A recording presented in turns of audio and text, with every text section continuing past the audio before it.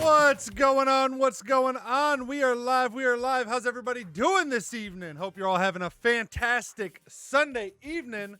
Are you guys ready for the OMG? It's Derek podcast, joined once again by my friend Codations. What's going on, Codations?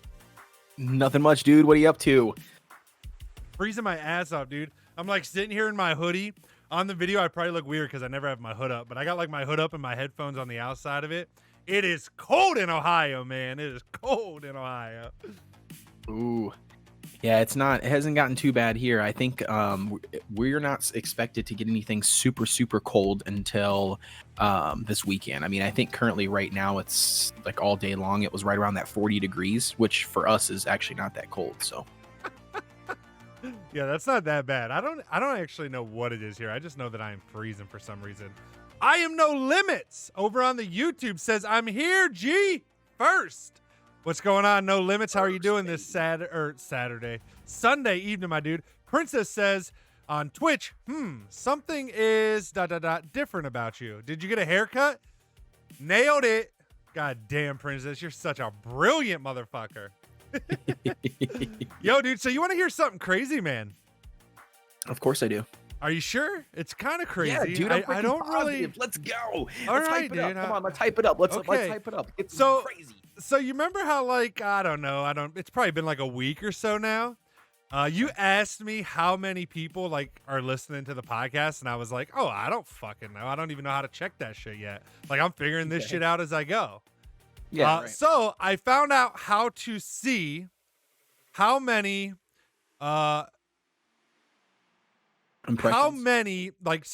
track your audience with analytics. So with Squarespace, you can measure your traffic from Apple Podcasts. I don't know if they only measure traffic from Apple Podcasts or if they do measure it from all of them. I'm not exactly sure how it works, but I found out how to check the analytics of it. So now this does say that your RSS subscriber count is an estimate based on a combination of data, number of unique visitors to your RSS feed URLs based on IP address, blah, blah, blah, blah, blah, blah, blah. Okay. So I don't remember when our first podcast was. Do you by chance? Oh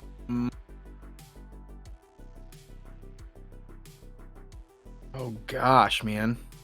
Yeah, I'm not like sure. The actual date? Like you want to know the exact date? Well, yeah, just so I can. I'm trying to let me look on YouTube real quick. Yeah, that's what I was asking. Just because I'm curious, like to tell you that. Wait, can you not hear me anymore, dude? I'm still talking, dude. I'm still talking. Having some audio problems. I can hear you. Can you hear me? Yeah, for some reason I lost connection. That's weird. Wait, are you back? I'm trying to figure it out, so just bear with me here. Okay, Codation. So while he's looking at that, let me go back. Princess says, knew it. The buzz cut really fits you. Thank you. As I was telling Codations, Princess, the real problem is I was freezing my ass off tonight.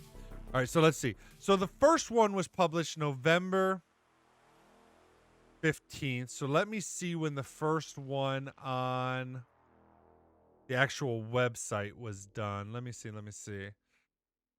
Does it tell me? So I posted the first one on, does this tell me a date? November 12th. Okay. That's what I needed to know. November 12th was the first. Okay. All right, let me see. Luna says hello. Hey, Luna, how are you doing? Yo, you back, dude? Can you hear me now? Yeah, dude, I can totally hear you now. That was weird. We I don't know. I was just talking to you, and then I completely lost you, and I couldn't figure out what it was. Okay, it happens, dude. It's fine. Luna says I like talking too. Well, then you're in the right place, Luna, because we're doing the podcast tonight, which is nothing but talking. If you have questions, you got feedback, or anything as we're chit-chatting, feel free to comment. Let us know, and we're happy to answer any questions about anything we're talking about or anything like that. But as I was just telling Codations, so like a week ago, Codations asked me how many people are listening to the podcast. And I said, I have no fucking idea, Codations, because I don't know what the fuck I'm doing.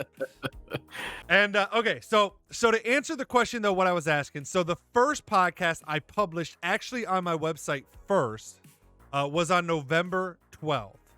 Okay, 2020. Okay. Yep. So Yep. on November 12th of 2020, the podcast gained. Wait, should I show this on screen for you, dude? I don't know if you Why even not? have the podcast up or the live stream up or not, but should Yeah, I I've throw got this the live on the stream okay. pulled up. I've just got you muted on the live stream. So, dang, you're gonna see everything early though. Okay, but on November 12th, we had 260 subscribers we gained to the podcast. November 13th, 811. November 14th, 1,299. November 15th, 1,700. Okay, and you can see the bar going up.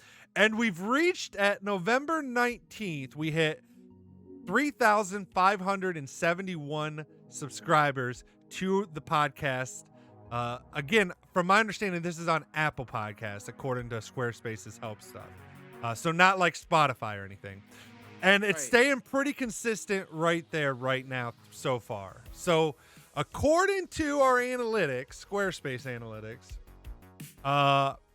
we got about 3,500 subscribers to the podcast via Apple right now. Dude, that's insane. That is insane if it's true. I mean, I don't really, again, God.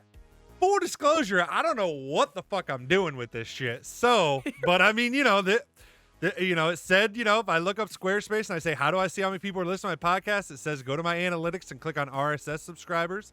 And then in the top, you can select either the blog's RSS feed, which if I do, I only got about, let's see, I got 12 subscribers to my blog RSS feed. But when I click the podcast, boom, 3,500 subscribers. Dude, that is insane, dude. Congratulations, man. That is fantastic, dude. Well, thanks, dude. But That is congratulations to us, because I consider this to be something we are doing.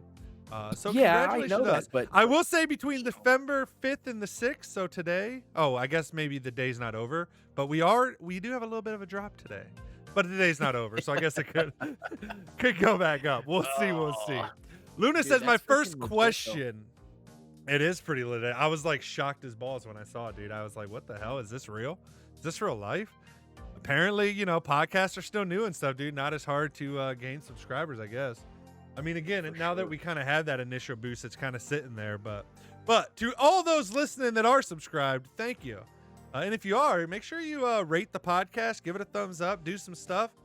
I know it's kind of a random podcast. We do whatever the fuck we want around here. You know, we figuring it out. You along for the journey, baby. Luna says, my first question, when do I get a special spot on the mic? What do you mean a special spot on the mic? It sounds to me like, from the way I read that, is she would like to come onto the podcast, which from my understanding, Luna, I could be wrong, but I think D is set up to be able to do that, to bring people on, you know, as guests, independently here and there. I think I could be wrong though. Is that right, Derek? I'm enjoying my Jamocha shake right now from Arby's. I mean, you know, we're kind of figuring this out, but me and Codations are just kind of rolling with it. I feel like at this point, we're still trying to figure out, you know, I guess what exactly we do or whatever. But I have no issues bringing on people, you know, to chat with us and stuff ever. I know Wolf's been in a couple times. Ryan's been in a couple times. I've asked Barb. She's yet been able to. Princess is too shy, but I've asked her. So I don't know. I mean, what do you think, Codations? I mean, we are now. What is this? This is the 5th episode, I think. I know you weren't here for last week's because you had some personal stuff, but this is like the 5th episode or 6th. So I don't know. Again, I'm very much, you know, I preach it to you guys all the time, like Chad and stuff, even during my gaming live streams. I'm like the preacher of just fucking do it. So you're literally witnessing what I do. This is what I did when I started uploading to YouTube. This is what I did when I started streaming to Twitch. Like, I just kind of did it and then kind of figured it out as I went. Yeah, no, I totally get it. And like, so I mean, yeah, back to the original question with Luna, if she's still here and listening. No, I totally agree with that. I think with us winging it and everything, I 100% would be down to reach out to some of the audience, you know, and bring some people on. I think there, you know, obviously I think two things, right? One, we kind of talked a little bit about it before, Derek, and that was, you know, not having a lot of people on, right? Like I think 3 is probably the max, that we would ever want to put on at a time, just because it gets really crowded and like just really hard to kind of talk in between everybody. And then the second thing I would say is I think planning is probably the better way to go. Like planning out our guest ahead of time, like kind of like we do with each other. Like, hey, you good for the podcast this week? That kind of thing. Not just spur of the moment. Bringing people in. So correct. And even admittedly, me and Codations don't do that well yet.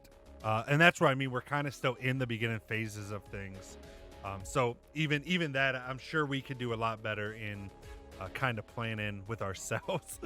But that's what it is. Nerixon says, I don't think you know who Luna is. I did not. If that's you, Nerixon, on YouTube, I did not know that was you, dude, at all. I thought this was a different person. Zoe says, hey, Zoe, how you doing? Zoe in the YouTube chat. Yeah, I agree 100% with Codations. I think the plan is to kind of, have different people on, especially talk about, different topics and things like that over time. But I do agree that I think we got to keep it planned, at least somewhat. Even if we're doing a show and someone wants to hop in, like tonight's podcast, it's just me and Codations. If someone wants to pop in and talk for 10, 15 minutes about a specific topic or ask a specific question, maybe, because I know a lot of the rest of you guys in the community are new YouTubers as well. You're also small streamers trying to grow. And while me or Codations, by any stretch of the imagination, are experts, we both have grown, close to, we have both broke 2,000 subscribers. We're growing. We are learning, so we're happy to share that stuff. So answer questions like that at any time during podcasts. I'm always happy to talk about YouTube growth, Twitch growth, anything. Again, I guess we kind of are playing it by ear and figuring it out. If we do something and we decide we don't like it, we just probably won't do it again going forward. Yeah, no, for sure. And to second that, dude, by the way, I'm freaking pumped up and excited, dude. I hit that 2K sub, baby. And guess what? I hit that 2,100 subs and I'm closing in on you, D. I'm catching up, baby. Yeah, trust me, dude. I pay attention probably more than you realize. You're at 2.1K right now. Your views in the last 30 days are higher than my views. You are gaining subs faster than I am past 30 days. So you will probably overtake me, I would say, within another month, I would think. Well, maybe.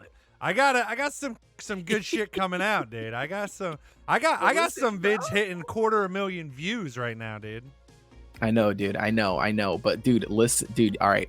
So that leads me into, look, we're breaking off the podcast, right? We might as well drop into the first thing. Listen to this. So I had an amazing, absolutely amazing, Nerixon on Twitch. I see he said something too. We can take a second to look at that if you want, D.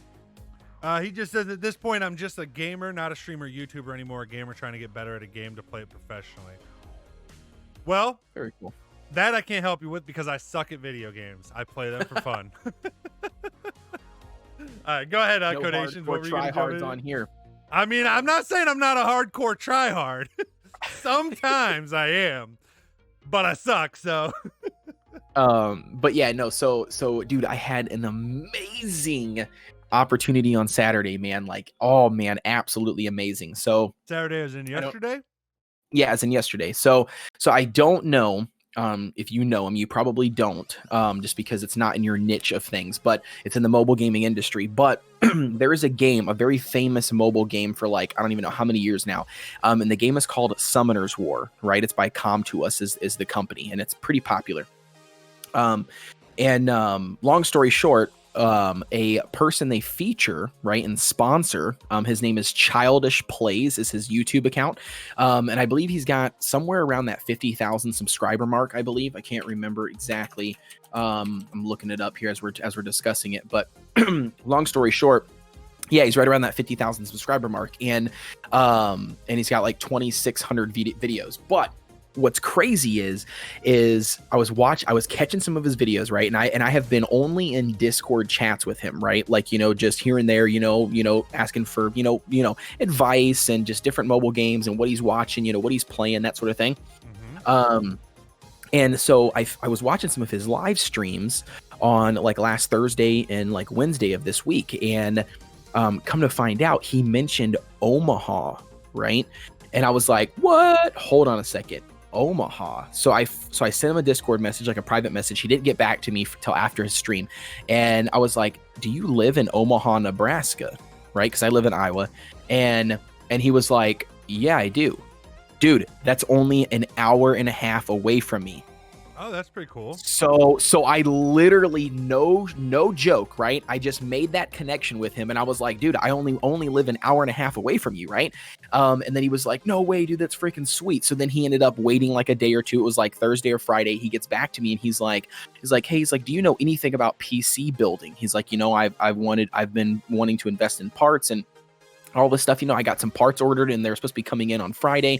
He's like, and I don't know how to put it together, that type of thing, would you like to help me out? And I'm like, dude, 100%, you know what I mean? So like, I literally got in the car on Saturday morning, drove to Childish Play's house, dude, in Omaha, Nebraska. And then guess what he throws on me? No joke. I helped build his PC for him. He instantly is like, dude, we need to hop on a collab video right now on this mobile game. And I'm like, get the fuck out, dude. Oh, dude, that's sweet. So Bro. when does it so that happened yesterday. So when does it release? Yeah. Well, so he's editing the videos. So he sent me, so he posted our first collab tonight, like literally like an hour ago. So he posted the first collab, but in the middle of the first collab, he's like, you know what? I want to do something more. He's like, let's do a second collaboration video on the same game. And then guess what he does? Mid fucking collaboration, he instantly is like, and you know what we're gonna do? I'm like, what? He's like, we're gonna put a giveaway challenge to where they have to go to your channel on a specific video. I'm gonna give a giveaway and they have to subscribe to your channel in order to enter that giveaway. And I was like, no fucking way. Oh my god, dude, that's awesome. Dude, I was over the moon, dude. So again, you know what I mean? Like, I'm trying to be humble, trying not to get a big head, but dude, I just really hope, you know what I mean, like it pops off. I really hope that I can see those numbers, you know what I mean, like tick up and it just starts slowly, you know what I mean, rising from there. But yeah, he just dropped the first collab video tonight, so I'm gonna just start, linking back to it. You know what I mean? Hopefully. Yeah, I see it. I see it on the channel now. I see you there sitting next to him talking about I'm assuming talking about the game. Obviously, I can't watch it while we're doing the live stream. But I see that sitting at like 480 views right now. So that's the first one, but you said there is a second one where he's going to do the giveaway, or the giveaway's in this one? The second one, yep. So the second one is the giveaway one. So this one was like his first impressions on that Skylanders Ring of Heroes revamp game. Yep. And then I did a first impressions like the day before, we did the collab together. So he dropped this as his first impressions and then just featuring me, which is, by the way, even if you don't watch the whole video, I highly recommend after the podcast, you turn it on and just watch the first minute. And the reason why I say that is because he's hilarious. And oh man, I don't know. You just got to catch it out. But long story short, Saturday, OP day, super pumped up and excited. I literally was supposed to get out of there by 1 o'clock to get home with the wife. Did not get home until 6:30. She was beating me, but I did bring home sushi for her. So she was very, very happy. So she was happy. Plus, I'm sure, she has to realize the opportunity that this was for you. Yeah. I'm looking at, most of his videos, they kind of jump around, but there's videos that got 10K, just in the last 2 weeks or whatever. He's got videos that got up as much as 10K, and he's also got some, around the 1K mark, but it looks like pretty much all of them at least get about 1.5 looks about his minimum views on a video. So that's pretty good. Dude, congratulations, seriously. That's awesome that it works that way or whatever. That you could just basically help a dude build I'm surprised he doesn't know how to build a video, being a fucking gamer with 47,000 subscribers. But yeah, he doesn't know. No, he knows how to do a video. He doesn't know how to build a PC. That's what I meant, build a PC. But I guess he's mobile. I forget you're in the mobile gaming space, so he might not have a lot of PC experience. I forgot about that. I'm thinking like gamer, and I'm thinking he doesn't know how to build a PC. But I guess I also forget there's just console gamers out there that do shit. Right, but not only that too, though. Not everybody knows how to build a PC. You know how many people that I know that buy pre-builds? Like they just go to like Newegg or these like Power PC websites. They just buy like pre-builds. They just buy like everything pre-build, use it for 5 years. Do you know what I mean? And then they just buy another complete build. Yeah, I guess I forget about that too, dude. I guess you're right, 100%. I just think in my mind, I've been building computers my whole life. I'm like, how does no one know how to build computers? You're Yeah. right, man. You're right. But that's again, nonetheless, that's fucking awesome, dude. Congratulations, hard congratulations. When you become a big shot, don't forget us peons, please. Never, my man. Never. I'm But bringing you seriously, with me, that's baby. epic, Listen, I man. got it. That's Listen, listen, epic. listen. If I made it big, I got to build a team. I got to build a team. I got other ventures. I'm not trying to Hey, let's do it, pop baby. off just in this. Oh yeah, oh yeah. So No, I here's a just. question for you, unrelated to that. So just as you're growing, Mhm. as like I said, you're now over 2K subs and stuff. Also, yeah. So I saw your message. I read the Discord. Give me a minute, and I'll get back to you. Waffle Girl says, "Rar, BRB. I got to do something." All right, Waffle Girl, welcome to the stream. So what I was gonna ask though, dude, is so how are you feeling thus far? Because I know and hopefully you don't ever but I'm kind of like one of those guys that like I'm open and honest about everything. So No, you're good. and You're not good. that but my question is I know there's been some thoughts of yours about staying in mobile gaming. How's that been for you lately? Like just the thought of only making mobile content. Have you pretty much decided that that's kind of what you're doing and what you're gonna do? Do you have any plans on trying to branch and do some also anything just kind of on that? I know we've talked about it, but what are you Right. also Princess Codations, my dear friend? Hello. Hello, Princess. It's been a hot minute. Thank you for tuning in to the live stream, as always. But yeah, it's good to say hi to you. Back to your question, Derek. I mean, it's still fresh. I definitely think that I'm going to stick with the mobile gaming industry. And I think the reason for that is as I see the true potential of the mobile games, you know what I mean? And I, quite honestly, I mean, this kind of brings up a different topic. I know we didn't talk about this on stream, and we don't really have to dive heavy into it, but my whole incident with the other guy, you know what I mean? On my channel, and I think, to be honest with you, it's a crazy situation because I think originally when I spoke to you about it, right, I was super nervous. Mm-hmm. You know what I mean? Like I was very, very, nervous on what exactly what was going to happen, when something like that was to happen, when that other guy, chose to leave, or I was chose to go a different direction. And when that happened, Yeah, I just was to really interrupt, nervous. can you just give a small backstory just for Yeah. everybody Yeah. listening right now that might Yep. not know what the hell you're talking about? Yeah, for sure. So everybody that's listening currently, my name is Codations. I've got a YouTube channel. I focus on basically creating content for a variety of mobile video games. Mobile games. Sorry, and I'm not partial to any said game. But long story short, I want to say about 2 months, I had picked up a buddy of mine that was a really good friend that played a specific mobile game with me. I picked him up, added him to the channel in the sense of kind of like a script writer in a sense. He was very much around playing the game with me. He would help me collaborate on figuring out notes for videos and that sort of thing. We'd throw topics back and forth, and we kind of built a friendship outside of the business aspect of it.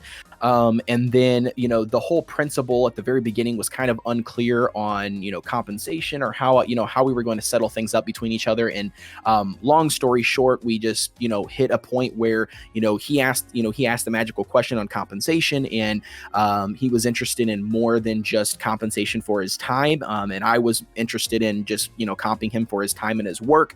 And then at that point, we just kind of decided that his time was well spent elsewhere. And so then we ended up, transitioning back into, me being just, on my own, which is completely fine. But I basically just got comfortable, for those three months. And I was just actually nervous. So, naturally me being friends, really good friends with Derek, talking to him on, a personal note outside of, podcaster content. And, I was just really nervous about it. I didn't know how exactly to address it. Long story short, it went really, really smooth. He's still a really good friend of mine. We talk on a daily basis, and it's funny because we still talk about video games and play games together. Do you know what I mean? But instead of it being more of a business, relationship, it's actually just the personal relationship, which worked really, really well. But to wrap it back up to where I was going with the story is, it's actually working the opposite, man. Like I mean, it's boosted my channel. Like, again, I don't know if it's luck behind the content, that I'm creating, or not luck as in the sense of luck, but, as in like the content doing well, or if it's actually. What do you mean by it did opposite of? You mean like what I when thought you was thought going you to do. ended it, it was going to hurt you, but it Yeah, hasn't. yeah. Yeah, Okay, yeah, and not okay. hurt I me was as just in making. like not yeah, not hurt me as in like like unsubs or anything, but Right, like hurt right. me in the sense of like You now all have of the more extra work to time. do. You now Yeah, have right, right, yeah, right. yeah, exactly, It, exactly. All of okay. the extra work I had to put in, all the stuff I was going to do, it's going to take me longer to do stuff, and I just thought that was going to be the way it goes, but it didn't. I mean, it actually did the complete opposite. Like I feel like when it happened, I think I kind of like had that fire, like that spark, like relit underneath my ass, that was just like really like, you need to buckle down, figure out what you want to do with this game, start hammering out some content, and then I just ran with it, dude. And I mean, from that point, I mean, this is going to sound crazy, but like, I mean, everything from like my subscriber count, my average view time, my thumbnail, click through rate. I mean, literally everything has skyrocketed. Like everything has launched up. And again, I know that, he was just helping me produce some video topics, but I'm just like, damn, like, I mean, I mean, where I'm at right now, I mean, it's awesome. I mean, I'm blessed to be where I am currently. I'm super excited and humbled to see what, the future holds for me. Like I said, especially with these collabs, man, I don't know. It's been one crazy, awesome, fantastic weekend, dude. So I don't know. Yeah, that's awesome, and I'm glad to hear it. But I got to be honest, it doesn't surprise me. I mean, that's what and not like I'm not sitting here Right. trying to like toot my own horn, but just like saying, like, even when we talk, that's why I was so much like, dude, you're the one that's built this to like. I already like it's already there. You got the. You're the one that built this thing up to this point. I'm like, you know Right. what I mean? Just like, it's like, to me, I already saw it. I'm like, of course you could fucking do this on your own, even if you got, and I thought honestly it would be better because from my experience, sometimes, especially in the beginning, when you try to, and I don't just mean in your case, but even a lot of like YouTubers and stuff or other people, just in businesses in general, they'll start making a little money or something and they immediately want to like hire somebody. And I did it in the past with the first couple businesses I had. You would like want to hire people to take some of the load off, but you're still in that kind of learning phase and you're kind of still in that, figuring things out that really I think you doing most of the stuff then ends up, you learn way more versus anybody else that's going to put in the time for you. I feel like, does that make sense what I'm saying? Yeah, no, it completely makes sense. And like I said, and I totally agree with you, and I feel like, I feel like I said, I think honestly it came down to like comfortability. You know what I mean? I got like super comfortable working with the other guy. And then not only that, I think it was just the fear. I mean, like overcoming that, like, oh my gosh, like whatever work, whatever time and work he's putting in, I'm gonna have to make up for it. I'm gonna have to do this, I'm gonna have to do that, and like I said, I'm actually really, really impressed on how well, like you said, diving back into it solo. You know what I mean? Like, I literally felt, I mean, I'm not to be cliche, but like, I literally felt like the first 1,000 subs. Do you know what I mean? You know what I mean? Like, I literally felt like, I'm grinding it out, every view, every video, every sub, made, that same, spark, compared to like, just trying to pump out, hammer out content with a buddy. You know what I'm saying? Like, so I don't know. I mean, it's been good. I mean, like I said, sometimes that grind's good, man. Like sometimes that grind feeling's a good thing. I think, like you said, I think you can sometimes get too comfortable when you start having a little bit of success in it. You start thinking you figured out the formula, and you might have, and you might grow, but kind of when you get thrown in that again, it kind of forces you almost to have to get back to that. Like, okay, like you said, you were kind of like, all right, let's fucking figure this out. Let's bust out some content. Let me really understand this game. Like, let me fucking get it, man. And I think sometimes that reality check back to that is a really good fucking thing. I don't know, just super proud of you overall, dude. I mean, it's just it's amazing to watch you grow just from when you first stopped in and visited my live stream to now. I mean, it's just crazy to me. Or I mean, I remember the first time you contacted me, if I remember right, was over the Fine T669 microphone, and you were having issues getting it to sound good in your videos or whatever. Dude, I literally from those points and remembering listening to that first video where the mic was fucked up, and I'm like, oh Jesus, shit's rough. And then to where you're at today, it's just like, damn, like it's pretty good, man. Got to give you mad props. Also, Well, let me man, I catch up on appreciate it. chat real quick. Yeah, go ahead. That Yeah, one go guy ahead. says, "What's up? What's up? What's up?" That one guy. How are you doing, my friend? Princess says, "Codations is my spirit animal." What kind of spirit animal is he? I have no limit. Says, "G, my brother. How are you feeling today, fam? Even though I know you're talking. LOL. Doing well. No limits. Doing well. Cannot complain, dude. Good to see you. Responded from your first message, but I think you dipped out for a minute. Waffle Girl He's says, cold, by the way. "LOL back." Yeah, I am cold. That's why I got a hood up, and I know I look a little. I don't normally wear a hood and stuff on stream, and I normally have a hoodie on, but I don't normally have my hood up. I know everybody likes my bald, sexy head, so I like to keep that shining for you guys and in view. It brings me in the viewers and the donos. Waffle Girl says, "I'm back. I have ice cream." What kind of ice cream? I just finished my milkshake from Arby's, a Jamocha shake. It was delicious. Princess says he's a fox. The fuck? Sly little fox, you. Hey, Ooh, I was sly thinking more little of fox. like I was thinking more of like he's foxy. I don't know about that. Oh, dude, I don't know, man. Oh, like I said, man, to get back to what you were saying before prior to the chat, man. But yeah, dude, thanks, man. It means a lot. Like I said, it's very inspiring hearing you say that. Like I said, I mean, I'm definitely trying. I think the first time though, I don't know if the fine, mic actually was the first time that I ever conversed with you, or I think it might have been once or twice before on like something else, maybe like asking you like what you use for like your stream, like OBS or something. I can't remember because I remember I commented on a couple of your videos because I found you just by literally typing in YouTube, on how to do something like a tutorial for streaming help. And then I found you there. And then I know for a fact that I bought that mic off of your review because I saw your review on the mic. I was like, dude, if this mic is really that cheap, there's no way. So then I Googled the mic, I saw a couple of the, content creators, or not couple, a lot of freaking people review that mic. And then I was like, okay, yep, no, this is it. I'm going to hit this link, buy it off of there. And then that's the mic that I'm using currently right now, which I feel like absolutely sounds really good. Yeah, I was shocked the first time I heard it. When I bought it off Amazon, because I try to, I don't know. I guess I just have a gear obsession, but like people always ask me, they'll be like, "Well, why do you buy budget?" Like I have an Elgato 4K, and then I went and bought this cheap one that everybody was talking about that was like $20 on Amazon. This little like no-name video capture card. I just find it interesting to see. I'm always intrigued by the best bang for the buck. You know what I mean? Like I don't mind spending money on high quality stuff like this microphone I have and stuff. But it never intrigues me as much as finding that product that you pay like nothing for, but for whatever reason was just made well or whatever, that it just sounds fucking amazing. It always shocks me. And funny thing is, I even use other fine products. The lapel mic that you'll see in my YouTube videos, that it's clipped on my shirt or whatever, that's a fine microphone. That's a fine lapel microphone that I bought that plugs into my DSLR camera. So I don't know. I think they make great products for the for how cheap. And I think that was a $20 lapel microphone, and I love it.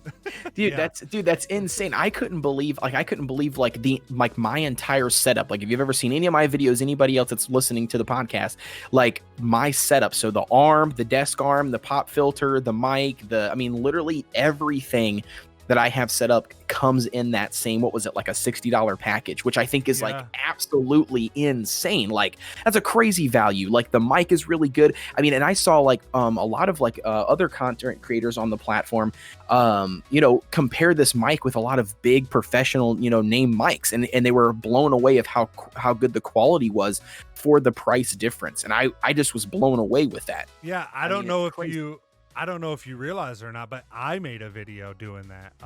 I did the review video, but I also have a video where I compare it to this mic that's in front of my face right now, the Audio Technica AT2035, as well as a Blue Yeti microphone, and some. I compared it to 3 other microphones in like a blind test where you can watch the video, and you'll get like letters and you'll hear the different audio, but you don't know which mic it is. And then after I review which mics they are, and you can kind of see if you were able to pick out which ones are which. And nobody rated the Fine as the lowest mic on the totem. Nobody. And it was the cheapest mic, dude, on the that I used. Every other, I used the Blue Yeti, which was like it was like the Blue Yeti Pro, not the Snowball, but the bigger one. which I think is like $130. I use this one, which the AT2035, which I think is like, don't quote me, $200. It's not a super expensive mic. No, I like it. princess, not the same company. The company that makes cups, that's just Yeti without the blue. That's just Yeti. It's Yeti without blue balls. Yes, they haven't been freezing as long.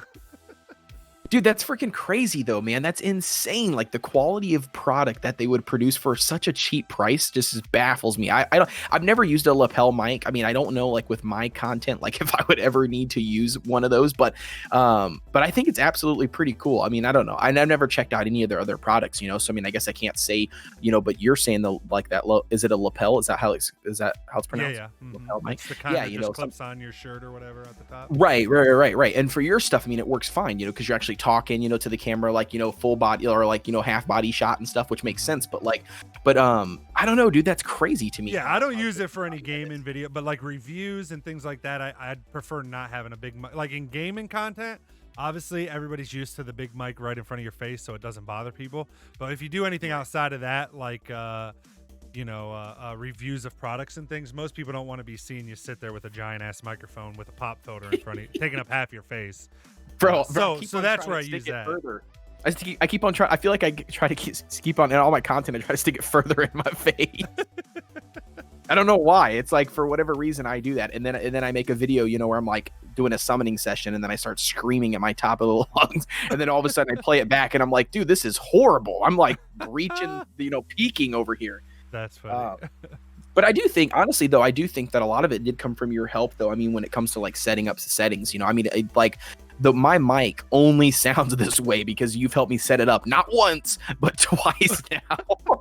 And so I mean, I think there's a lot to say about the settings too. I mean, you know, a lot of for sure, a lot of people were giving me props on my audio when I first made the transition after you helped set up the settings.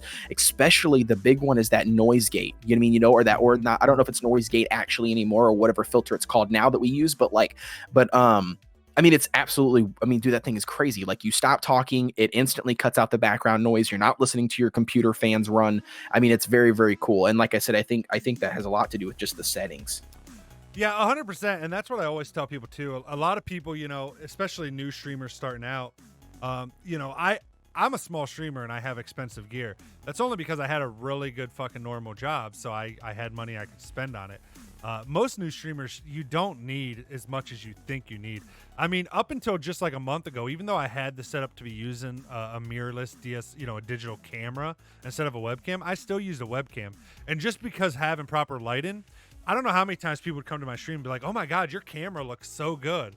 They're like, "What are you using?" And I'd be like, Logitech. Like, it wasn't just a webcam. It's the popular webcam that came out 9 years ago, the Logitech C920. Like, it wasn't even like any of the newer ones, like the Stream Cam by Logitech or any of those. And people would still be shocked. And it was just because I have proper lighting me up, using a proper 3-point system of lighting, that shocks most people. They don't realize, you can go out and buy a $2,000-$3,000 digital camera to replace your webcam. And if you don't have the lighting right, again, and to bring it back to what you're saying, quote unquote, the settings right, it doesn't matter how much money you fucking spent on the gear, it's going to be shit.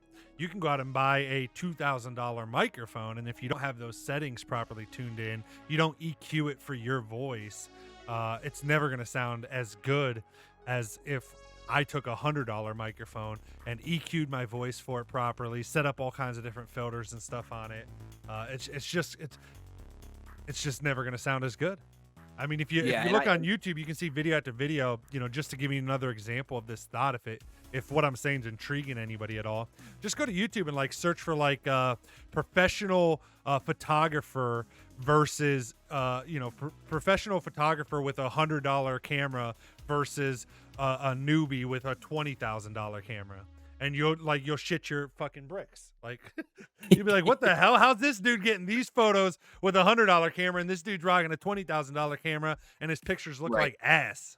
Like Right. And I do second that, because I mean, like, that's what's happened with my stream, like I've invested a little bit of money, obviously budget, right? Because you know how I am. And like, I've invested in, like some lighting currently. And I don't know if you've noticed the difference, but like even like my face light has been like tenfold, like the quality of my camera, which I didn't change, by the way, which is still a $50 webcam, 1080p webcam off of Amazon, because unfortunately I wanted to buy a brand new, C920 or whatever, during the middle of the pandemic, when everybody's needing to buy webcams, and then when there is one available, it's like, oh, a 9-year-old webcam that was originally, or that has now been $60 pre-pandemic is now $200.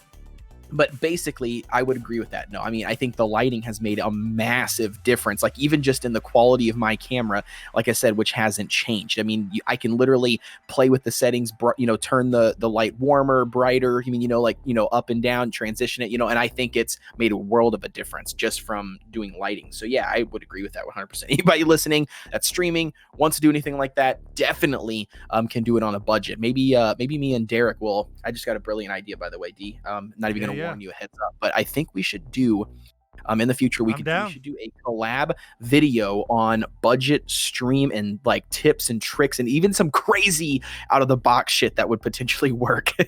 Agree 100%. Let's wait till you get all these new subscribers from your collab you're doing right now, though, before we do it. I'm just kidding. Valid point. Brenda says, got a backlink. Brenda says, oh, I was gonna say, damn, they expanded, talking about the Blue Yetis. Yasso says, I have a Blue Yeti. Is that what you use, Yasso? Is the Blue Yeti microphone? The fine's better. Ooh, and it's cheaper. Princess says, I want a Blue Yeti. Nope, Princess, you don't. Get the mic that I did a review on, the T669, the fine. Fine. The one Codations is using. Derek and Codations approved. Princess says, I'll name him Steve. Chad says, Derek, my dude, sorry I haven't been active in streams lately. I've been struggling with some personal issues. I'm on the mend, so I'll be showing up more. Yo, Chad, never got to apologize, dude. You're welcome back anytime. If you don't show up for a year and then you stop back in, dude, I'll act like you never missed a fucking day, dude. Once you're a part of the fam, you're part of the fam, man. If you ever want someone to chat to or whatever, hit me up in the Discord, man. I'm happy to just let you vent or whatever, man. I'm a fixer, so I always want to try to fix shit, but I'm trying to get better at just listening and letting people vent, man. So if you ever need someone to talk to, feel free to message me on the Discord, dude. Princess says, I'm surprised she didn't say tits and tricks. Tits and tricks. Alien tits and tricks. The new collab. Nobody said, Princess, that couldn't be the thumbnail. Narixon or Yasuo says, yo, Chad, no need to apologize to someone if you're working some personal things out, man. You're always welcome here, but for real, work out what you need to do before anything. Exactly. Agreed. I think pretty much anybody around here can confirm this stream, this community. Like I said, we don't hold nothing really against anybody, man. You come when you come, you dip when you got to dip. We're always here for you. We try to help each other. We got a good ass fucking little community building, if I do say so myself. And I don't just say that because it ain't because of me. It's there's just been some awesome people that have somehow, through the cosmos of however the fuck it works, that have just found their ways to this stream. And I'm forever thankful for that. But I'll tell you, like, even for example, talking about Codations right now, just to give an example, like Codations joining here and me helping him improve his stuff, he's lit a fire in me where I'm like a mini, and not like a competition, like a bad competition, but I'm like, oh shit, this dude's catching up to me. I gotta like try to get my like, it's kind of put a fire under me again to like work on improving my content. Like I got a laptop review coming out tomorrow, and I'm like, not only did I record B-roll at my house, but then I like took the product over to my parents, like, and set it up in like different news spots. Cause I'm like, oh, it'll be like tons of different areas to get B-roll shots. And so he's even got me trying to push myself now. So that's what I love about this community is everybody else is the awesome ones. And it helps me out more than people realize, just as much. Chad says, Yasuo, just mental issues with stuff. I'm getting help from friends and family after opening up and mending everything.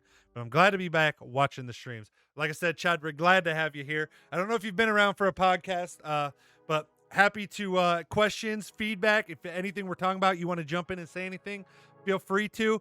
Just realize sometimes it takes us a minute to get to the chat, during the podcast, because sometimes we're in conversation, but we do eventually, catch up on chat or get to questions and stuff like that. So just realize it's a little bit different than my normal streams, in that I'm not 100% laser focused on the chat during these. Anyways, what were we talking about, or were we kind of done? Well, I think you branched off straight off of that by saying, we were talking about different things and, supporting different stuff and things like that. So I think you led right into it. So I think we're kind of back to, open discussion on whatever. Yeah. But on a side note, before we jump into anything else, I want to let you know really, really quick, I might take you on the go. And what I mean by that is I might convert my mic over really quick to a wireless headset and then take out the trash and stuff as we're discussing. I mean, just for anybody else that's listening, my voice might change a little bit, but I'm going to try to tweak it. Okay. So I can do that as we're Okay. Yeah. So, dude, but kind of going back to what you're talking about. Let me ask this, because here's something I was talking about, because we talked last week on the podcast. You weren't here for it, and me and Wolf ended up.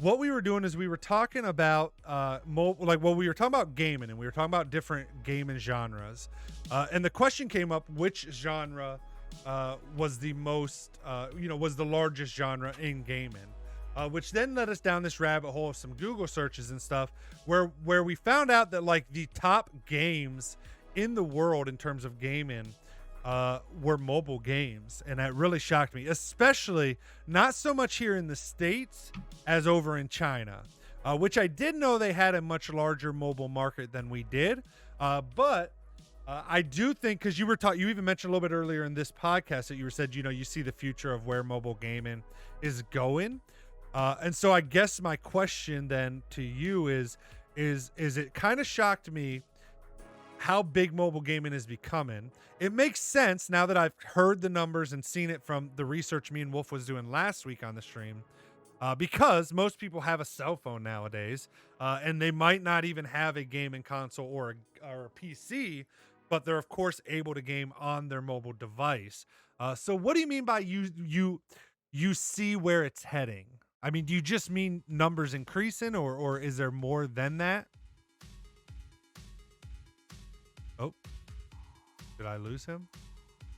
Codations? Are you there? Hello? Okay. I think we lost Codations. Let me catch up on chat again real quick. Chad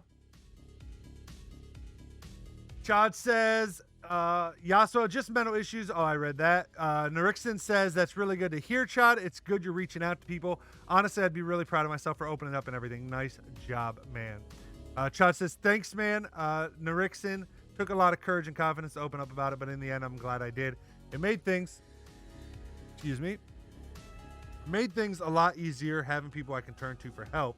Now knowing this community is also open for messages about it all is the next step on the way to find it myself.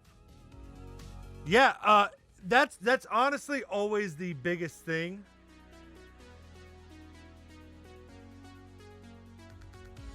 All right, I'm sorry, Codations has messaged me. Let me re-drag him in here. All right, are you there? Can you hear me? I don't hear you if you're talking. Okay. Maybe when he went mobile, it messed things up. But what I was saying was, Chad, I mean, I agree, dude, with everything that Narixon's saying, Yasuo. Opening up, dude, just getting help when you need it. It's always the hardest thing to do. I'm surprised, honestly, that in 2020, going into 2021, that so many people still feel like they can't admit or be honest when they're having a hard time in life. I am glad that it has become more of a thing in these last, the last decade or two. But it definitely still has a long way to go. But major props to you, dude, for opening up to friends and family. Major props to, beating that voice down in your head that tells you nobody cares. Yeah, seriously, just major props, man. Princess says, Codations! Ryan! What's going on, Ryan? How are you doing, my friend? Hope you're doing well. Princess says talking helps a lot. It does. Let me see what Codation says. Again. All right, let me try to drag him here. Yo, can you hear me yet, dude? Yeah, can you hear me? There? Yep, now I can, my friend. Wait, are you there? Yeah, can you hear me? Okay. Yep. Can you hear me? Yes, I can. Are you okay. Did you hear what I was asking you about mobile gaming and stuff? Did you hear that whole rant, or do I like get to re-fucking do that? Yes, I did. Yes, thank God. I would have been so pissed. Princess says, I love sitting down and listening to people vent. I don't know. Like, that might come shocking because there's a couple of you in the community that have but I hate it because, number one, I'll tell you why. 2 reasons. I hate when people feel bad. It makes me feel really bad. And I'm a fixer, and I already admitted that. I always feel like I have to do something to make them stop feeling bad. And then when I get done, I'm like, shit, I probably should have just listened more and not fucking opened my mouth as much. So then I feel bad afterwards. But again, I'm learning. And again, I'm always happy to do so. But I always feel like I do a shitty job of it, if that makes sense. All right, go ahead, Codations. Answer my question then, since you heard it all. What if I don't want to answer your question? Fair enough. We'll continue on to something No, else. I'm just So the next topic on my All right, hold on a second. All right, we're going to answer the question in 2.5. Does this work? I might lose you. Hold on.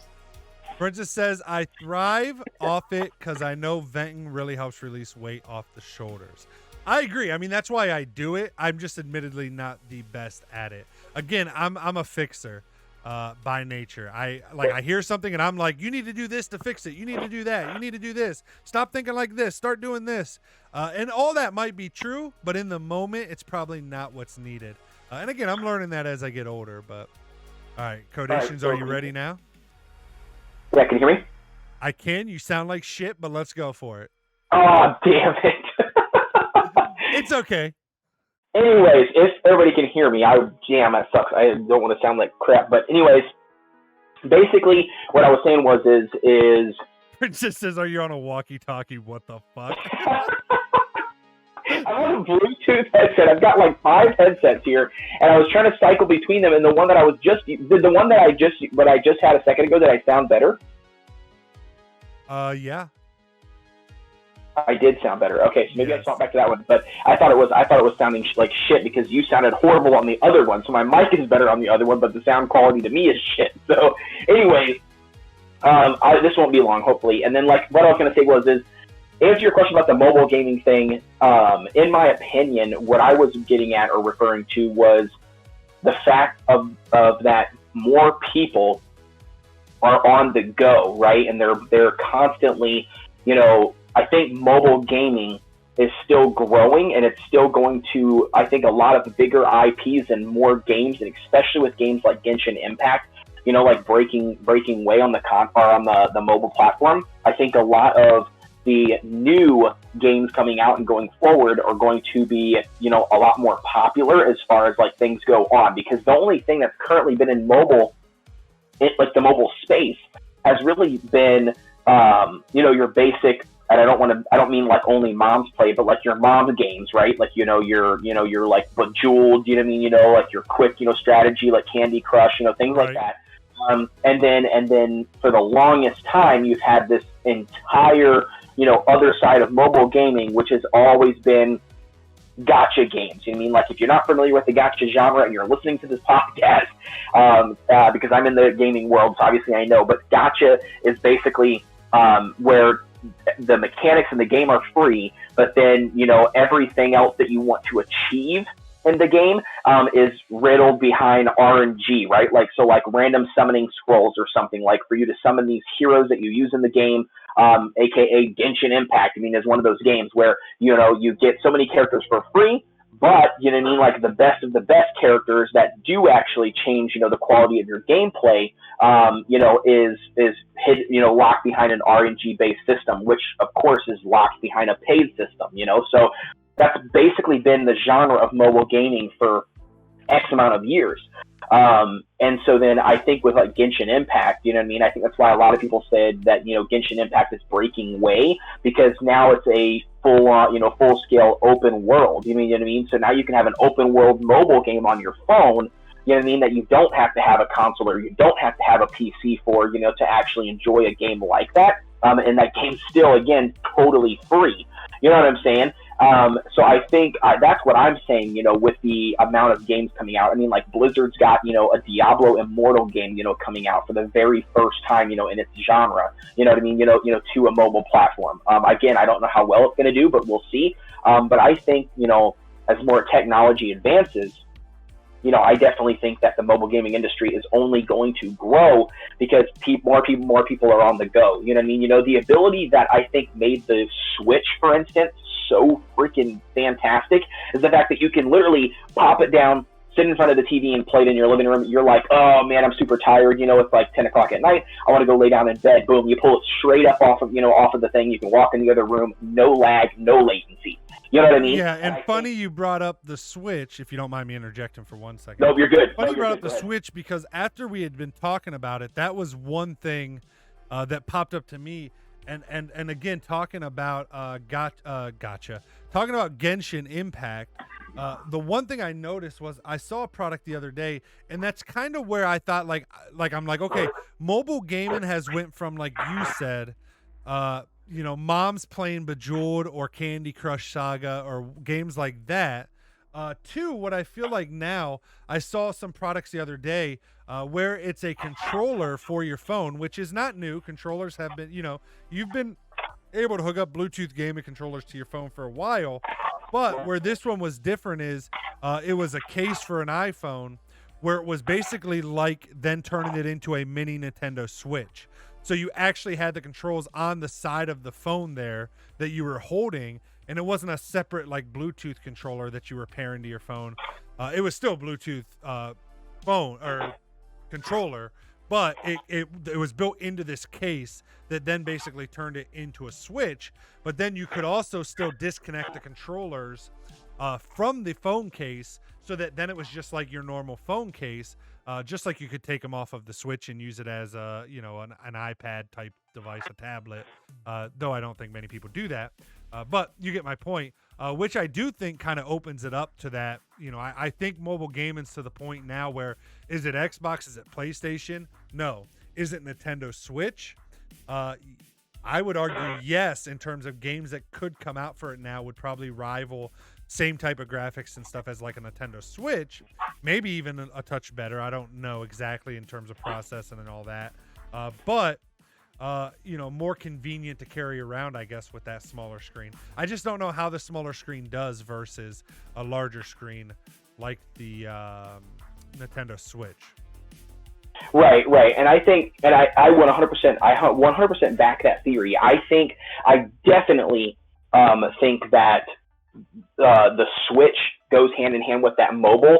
I think, to be honest with you, I think it was ahead of its time in the sense of, console games, right? Because I think, like, when the Switch launched, right, obviously it's by Nintendo, and, Nintendo, has been struggling in the sense of actual consoles. I mean, prior to the Switch, like the Wii and stuff, even though it's the third rated one, but it's the third only console. Do you know what I'm saying? So, I mean, like, I think it's, I think the Switch, brought them back, but I honestly, truly believed, that they were ahead of their time, because the reason why I say that is because, I don't think the console industry, like Xbox or PlayStation, right? Because, how Nintendo is. A lot of their games are exclusive, so only Nintendo, and a lot of the other games that are in the other platforms don't come to Switch because, the audience is so small compared to, like the other consoles.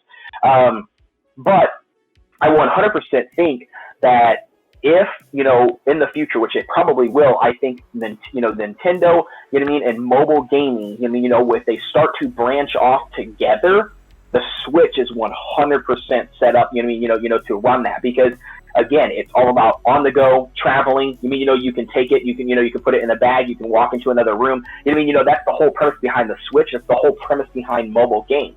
Not only that, like all these big phone companies, dude, they're making these phones more and more, amped around, like more RAM, bigger and better processors, faster, faster, refresh rates, and, all of these things. you know, that are making it way easier and way better for these mobile games. Not to mention, you know, these mobile games are, you know, especially the idle industry. I know a lot of people want to play a game like Genshin, right, which does take up a lot of your time. You got to think into it, but this also kind of builds the idle industry, right? Like a lot of these people are looking like, oh, I don't have to actually have the game open up in my pocket. You know what I mean? No, you know, gone are the days, you know, where a company can come out and make a mobile game and it's like you have to like constantly have it running full time, you know, eating up your phone's battery and everything. You know, these people are coming out with, you know, idle mechanics, meaning like you start, you know, you create a account, you're playing the game, you could close the game and then you're still gaining resources, you know, because the game is still doing something like on the game servers.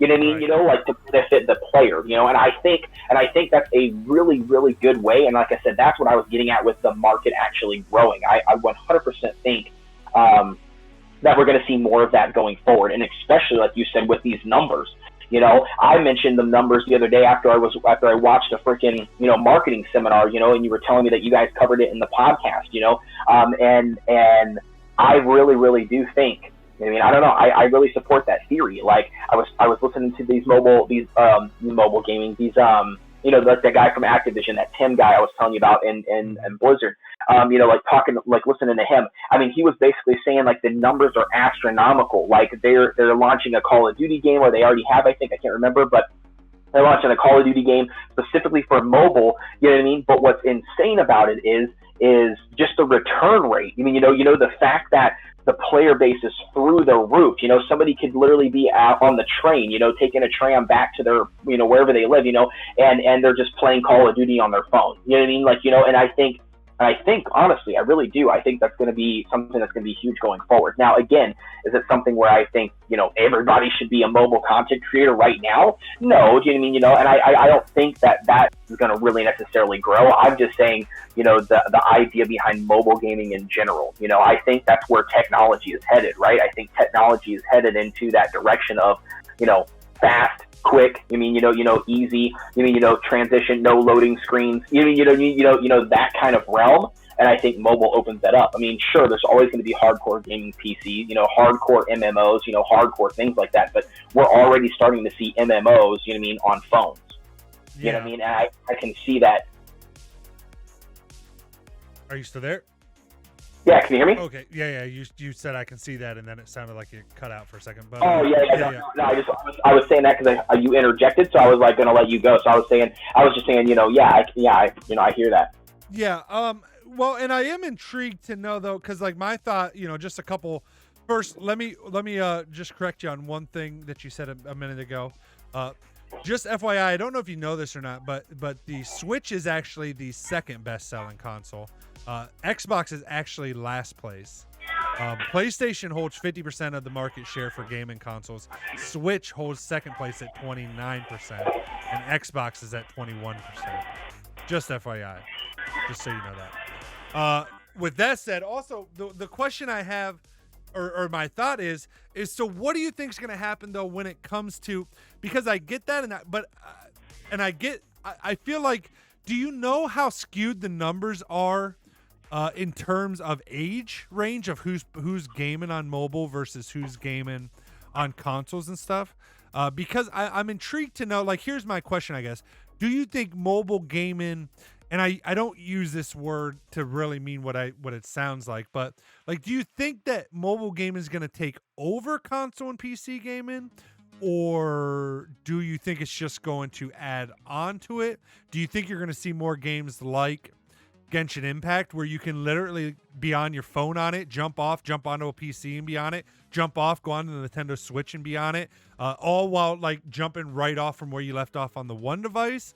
Or how do you think about that in terms of the competition of mobile gaming versus gaming itself? Do you think it is a competition? Do you think they go hand in hand? What's your thoughts on that? Well, I personally see I got both. Okay. Oh my God! Guys, he's out of the mall. Princess says, "Codacious, is you in a mall?" He's back. He also says he sounds like someone on those radio shows where they bring in a random caller. His voice is back. Thank God.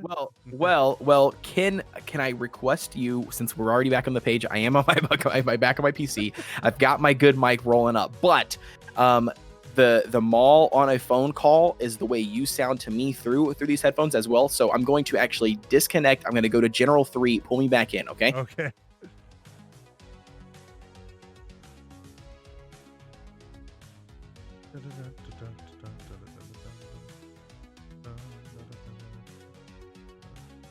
He's not reconnecting. He lied. He's dipping out for the night.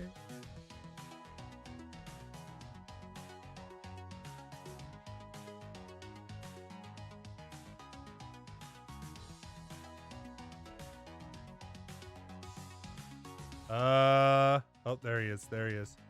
All right. Can you hear me? Cool. And how do I sound? Say it again. I'm sorry. Do I sound like $1 million? Yeah, you sound. Do you know what, dude? You sound like $2 million. 2 million.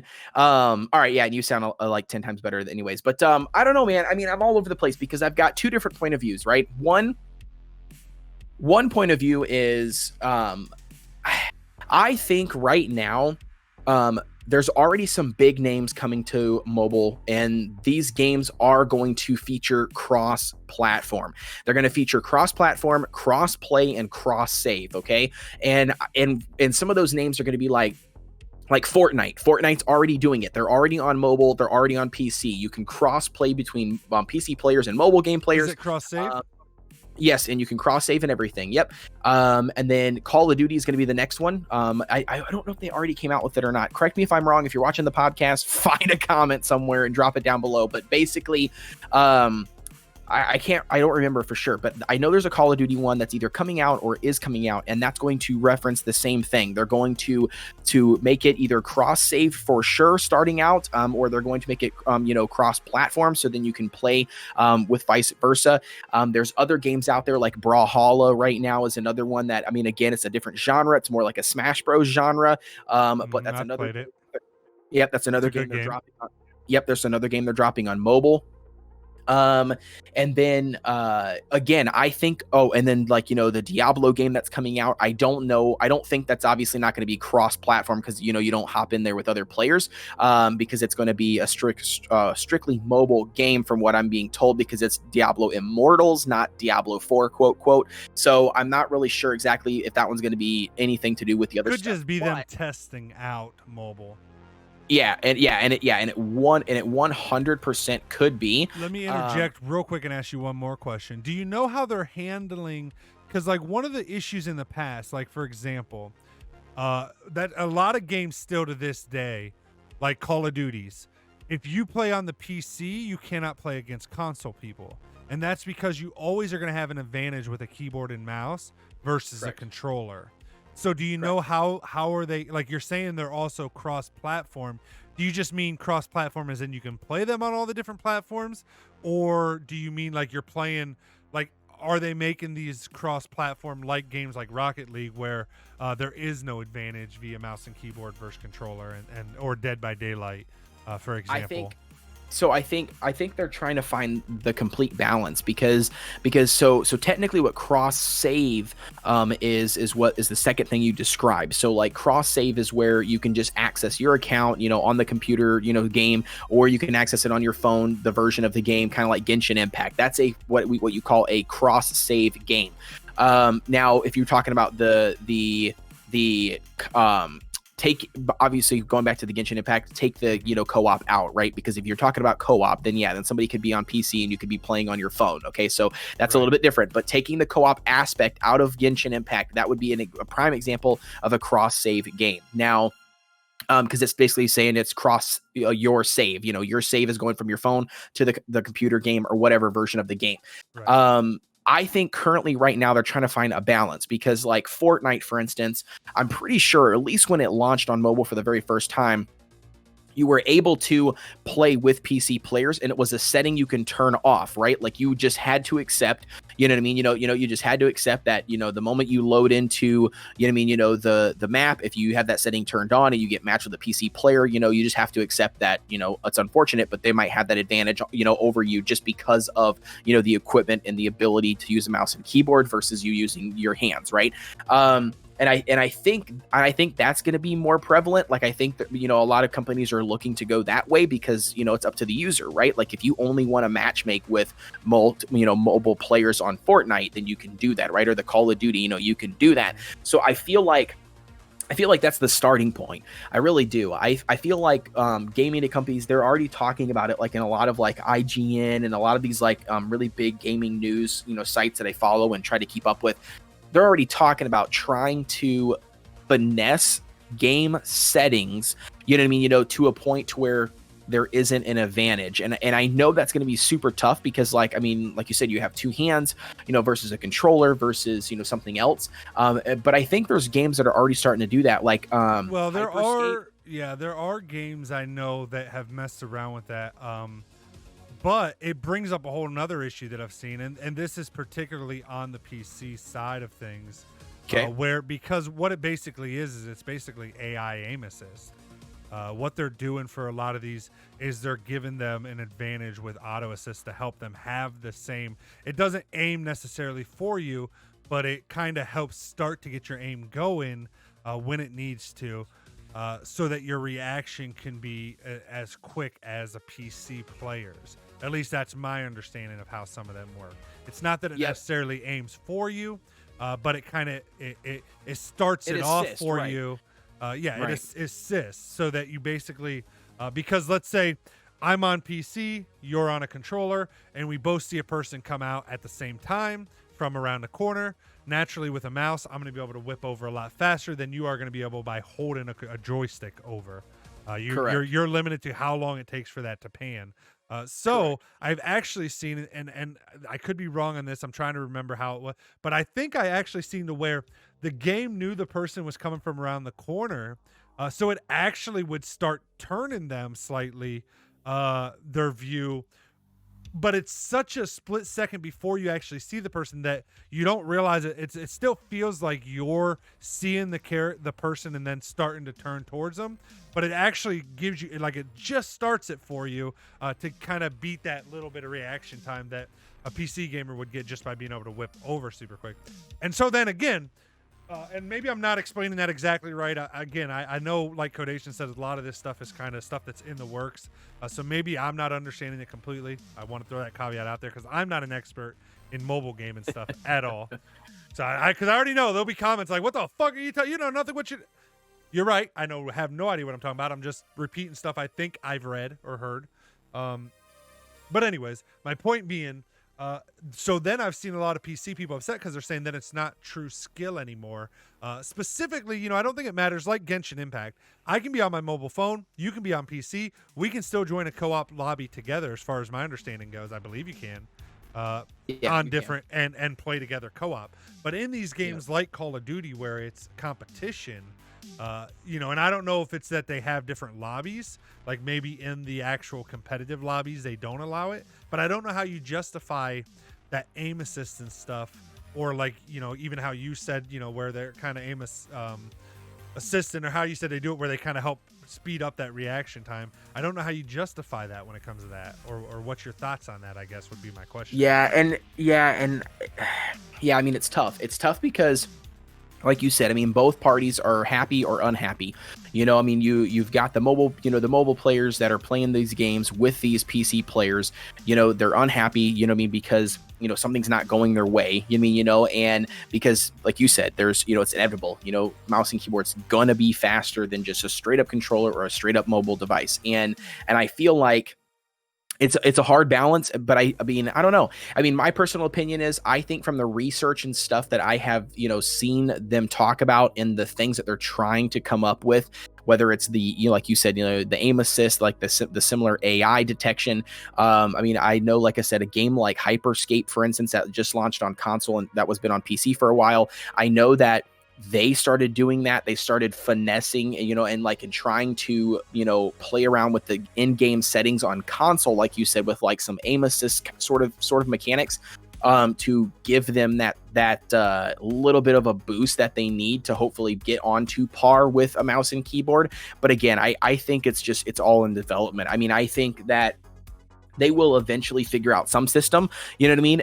Or they won't, you know, and I think if they won't, you know, or if they do figure out a system, you know, then I think they'll leave it to the player's discretion, you know, to like turn that on if they want to try it, you know what I mean? Turn it off if they don't want to try it, you know, or, you know, at the end of the day, you know, they just, you know, turn off a setting to where they don't match make with, you know, the other type, you know, of console, you know, the other type of console, because it's a hard balance, because I mean, you know, obviously everybody's going to pick the game that they want to play, but at the same time they want to play with their friends, you know. So I think it's almost like a gamer is going to be like a mixed gamer. You know what I'm saying? Like, you know what I mean? Like, you know, like my content is created on mobile games, but I also play PC games and console games. You know what I mean? So it's kind of like, you know, it depends on what I'm playing, who I'm playing with. You know what I mean? Like it determines on, you know, what I've got, you know, going at any given moment. I'm talking to you. I've got a mobile game playing on my phone. You know what I mean? So I mean, it's kind of like, I don't know. It's all over the place, really. I am curious. By the way, Purify over on YouTube says true, so he's agreeing with you. And again, so that would make like to play with friends and stuff. I could see that like on non-competitive. I guess I'm asking the more competitive, because to me it's like, you know, if I'm playing basketball and I'm 6'1" and another guy's 5'2", like he gets these awesome robotic legs that make him the same height as me, and then somehow it's fair. Like I don't know, but I don't know that fairness ever really exists, and I don't know if it's a thing we should really strive for. So again, I don't know that I really have one or another leg in the ring for that, to be honest. I was just curious of it. But off of that, I'm curious. One thing you said, a thought that comes to mind is I'm curious because you're saying you think everybody comes to mixed game. I know, for example, and I can only speak for myself. I don't mobile game at all. Like I have no interest in playing on a mobile device. I will say I've never had any interest in any type of mobile gaming. Like our Nintendo Switch, I do not play it outside of the house. I don't take it anywhere with me to play. I only play it at home. If I'm leaving the house, I'm normally going out to do something, and I don't game while I'm out of the house. So that leads me. So again, I'm not saying that's everybody, but I know that's me. So that makes me wonder. I wonder how many people are actually that are PC or console gamers are then actively also playing a lot of mobile gaming, or if we're just seeing the large numbers because you still have a large percentage of the population, and mainly the generation coming up, a lot of kids and stuff, that they don't have a console or a gaming PC, so they're playing mobile. Like I wonder how much of it's actually, as you're saying, a mixed bag of just gamers starting to like game on every platform, versus you know, how much of it is segregated, meaning are mobile gamers? Are they really not hardly playing? Are they pretty much gaming 90% of their time on mobile, and vice versa the other way? Are PC gamers, like, are they actually mobile gaming, or like, you know, are they playing, like, for example, I have played Genshin Impact on my phone maybe 5 to 10 times total. That's it. I mean, and it might be for like 30 minutes to do my dailies real quick, and that's it. So you know what I'm asking though? Does that? Yeah. Do you know any? No, I completely. Did they mention any data around that? Like how much of it's actually? Like I know mobile gaming's growing, but and real quick before you respond, Purify says I am on PC and I play a lot of mobile games. My question to you, Purify, then would be though, what would you say your ratio is? Do you play like 50% on PC and 50% on mobile? Or do you play like 90, because you're saying I play a lot of mobile games. Do you play like 90% mobile games and 10% PC? So that's what kind of with my question asked in the quotations, I'm trying to find out, like, do people lean towards the other hardcore, or is it really like a split? Kind of like as he was talking about earlier, like, I'm jumping off my PC and now I'm running out and I'm going to load up my same game on my phone now so I can continue where I left off. Like, I'm wondering how much of that's actually happening versus in that case to defend you. Yes. Yeah. So in that case, to make a statement to the last thing you literally just said was, I don't think that's happening enough. Meaning I don't think there's enough games out there that have bridged that gap, you know, where somebody's playing, you know, Genshin Impact on the computer, right? And then they say, I'm hopping into a car, going for, you know, drive or whatever, you know, is going on. And they're loading up Genshin Impact, right? Because that game, you know what I mean, it's manual play, right? So like you literally have to be playing that game, right? So it's hard to take that game, in my opinion, you know, on the go for that individual user, right? Unless if I'm hopping into a car that somebody else is driving, right? I mean, like, because you know how Genshin Impact is, you can't play that while you're driving, right? So I guess what I want to say is, in that retrospect, I don't think it's happening that way. What I think he's referring to and what I'm referring to is, when I'm playing video games in general, I always have a mobile game going. And that's because the mobile gaming genre right now is flooded with, like I said, idle mechanics and like auto mechanics. So like I'm literally, you know, got my squad of 4 or 6 or how many heroes I can have going at a time, no matter what game I'm playing. It's auto running, you know, like basically clearing floors. I'm farming gear. I'm farming up, you know, runes, whatever I need, you know, for in the game. And my heroes are leveling up with experience, you know, as they complete those floors type of thing, as I'm playing a game. So like I'm talking to you during the podcast, my phone is running right now. I've got you know, editing going on, you know, in the background on my PC. I'm literally running this game 24/7. Like my hands are constantly running it. And I think that's what he's referring to too. The same thing at work. You know, I'm at work. I've got my phone running on my desk, you know, plugged into a charger if it needs it. You know, it's literally running, you know, whatever mobile game I'm playing. The same thing with laying in bed. You know, I'm playing on a mobile game, variety of mobile games. You know, like I think for me, if we were comparing it to apples, like you just said, I play way more mobile games than I play anything else because the other things take more of my attention. Do you know what I mean? So like mobile games, I open up, I play, I can invest manual time. I can sit there and really look at the screen and do stuff. Or I could utilize this mobile game, you know what I mean, all day long through anything I'm doing, even putting it in my pocket and it's still doing something for me, you know? So that's, I guess, what more of mobile gaming that I'm playing. And then I wanted to jump into this really quick. I wasn't looking at the chat. I don't know if he responded back at all or not. Yeah, he said he was doing 40% on PC, 60% on mobile. Can I ask Purify, because again, I don't, you know, Codations in the chat, you know, that you're hearing talk. This is Codations. He runs a mobile gaming YouTube channel.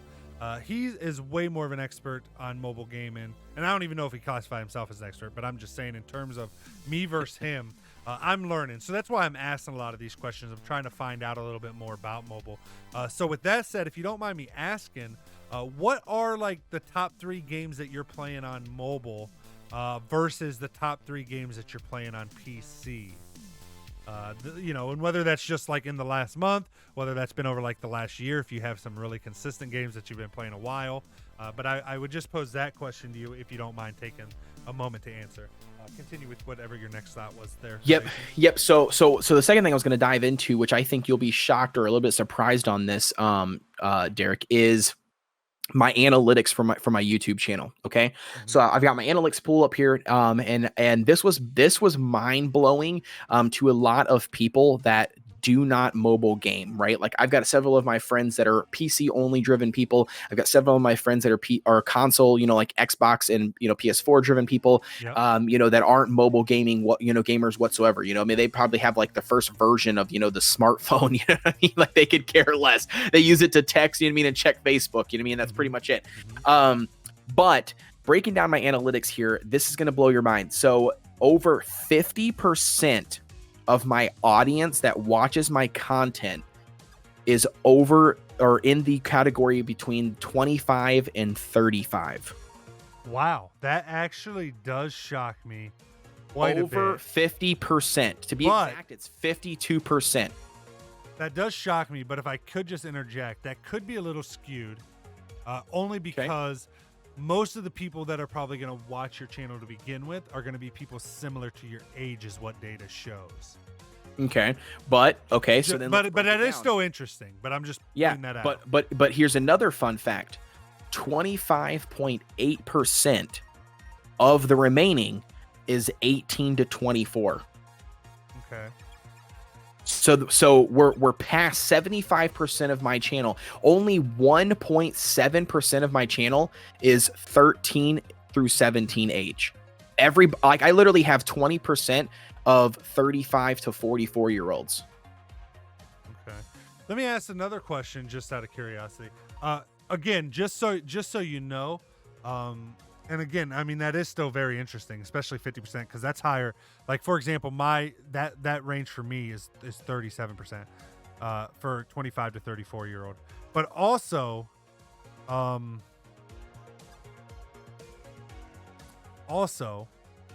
Yeah, I'm listening.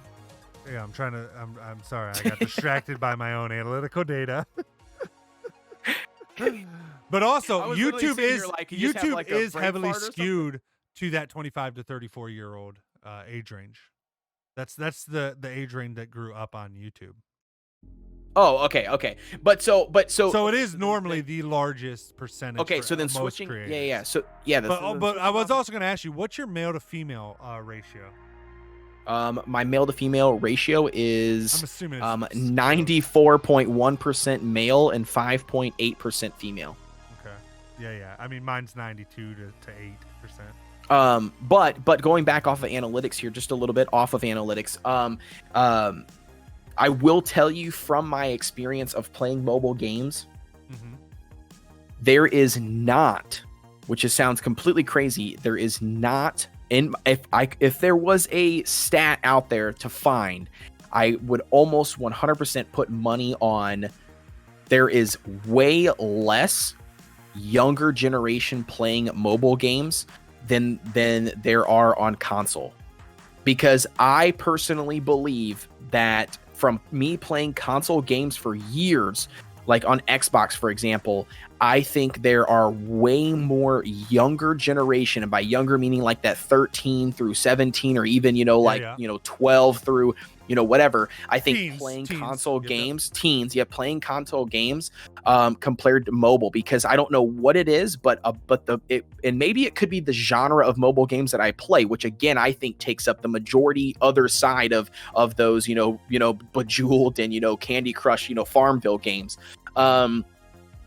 I just think it attracts a larger audience. I think the games are way more in depth. There's a lot more to learn and do, because it's not like Genshin Impact, right? Where like you go and do something and you collect some gear or whatever, and you keep on moving through the quest line. That's not how these games are. These games are like hardcore, like mid-maxing strategy. Like you collect these heroes. These heroes have skills. They can pop off these skills at a certain time. You collect runes. These runes have different perks on them. You know what I mean? You can literally mid-max everything. And so I really think that I don't know. I mean, I really think that a lot of people who don't play mobile games, discard them, or they really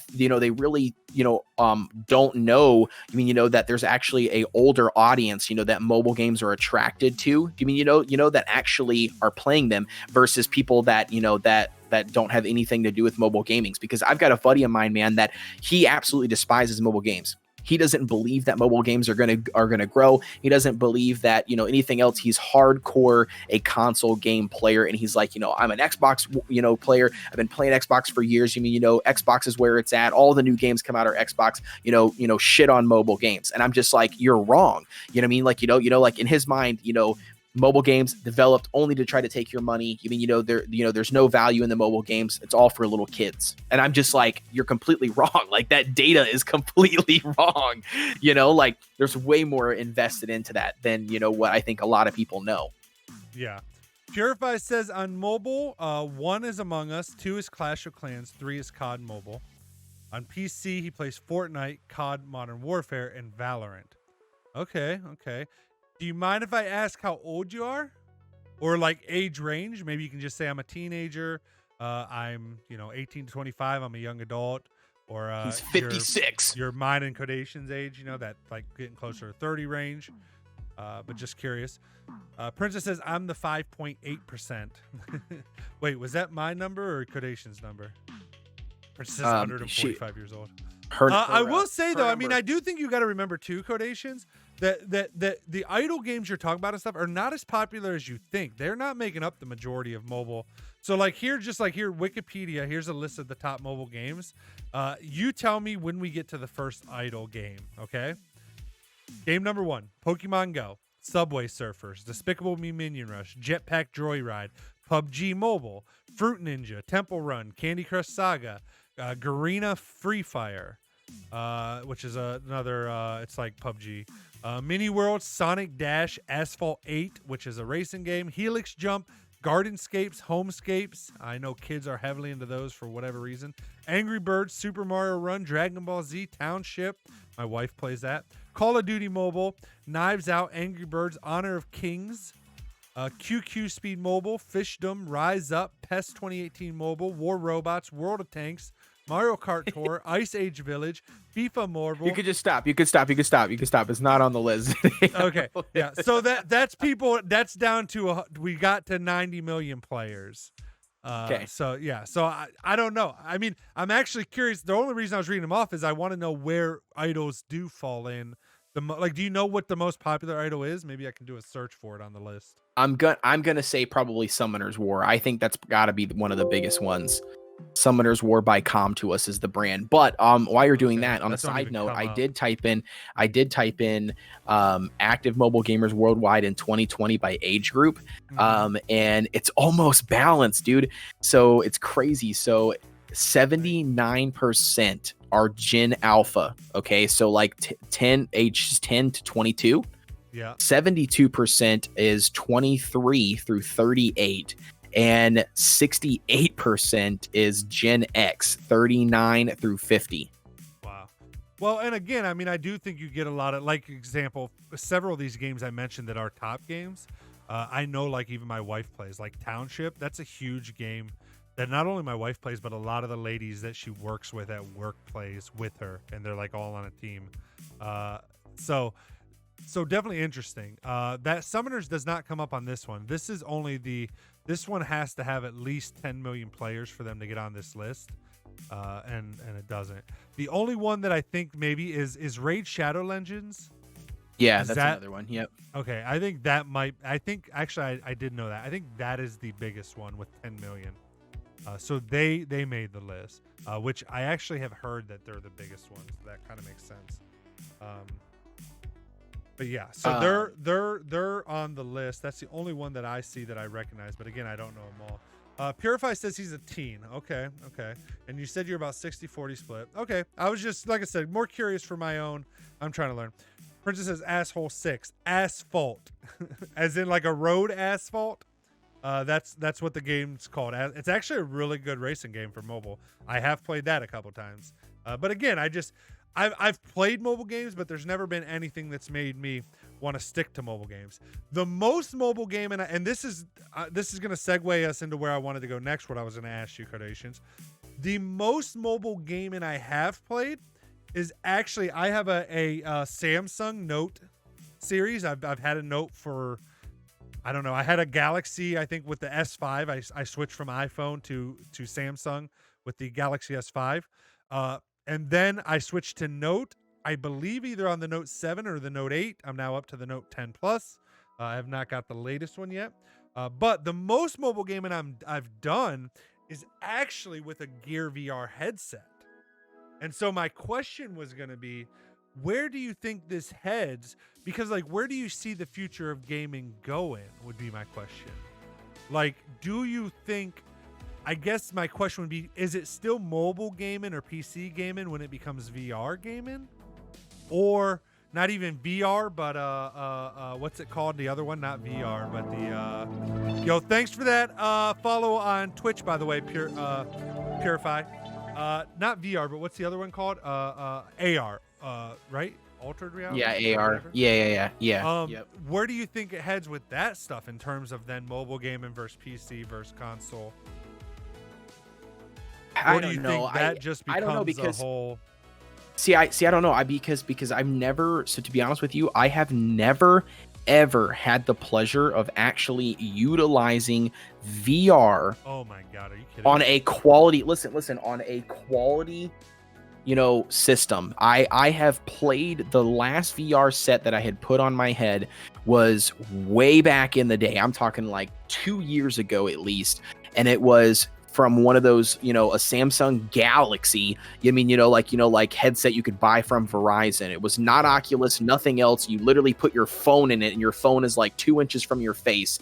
You know what I mean? And that was the only VR headset that I've ever put on and utilized. And now, as cool as it was, I've never had the mind-blowing experience of an Oculus. I've heard so many people talk about how crazy it is, but I've never done it, so I guess I can't state that exactly for sure what I think it would do. But in my opinion, from the stuff that I know, the games that I have played, and the popularity behind VR, I personally think that there will be a world that our games become a reality in the sense through VR. So like I think that there will be a time where you could put a headset on, do you know what I mean?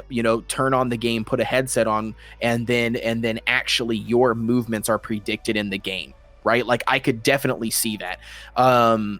Because they're already doing similar things with like therapy and stuff with like soldiers. In like VR, they're like basically making, they've got like this, little, it sounds weird, but it's like this weird, like ball treadmill thing, that, they strap themselves into, and then they can actually run, like they can move and run, Okay. and then what they do, their character's actually running, right? They like squat, their character squats, they're already doing that thing for a lot of like therapy with like soldiers and like PTSD with soldiers and stuff.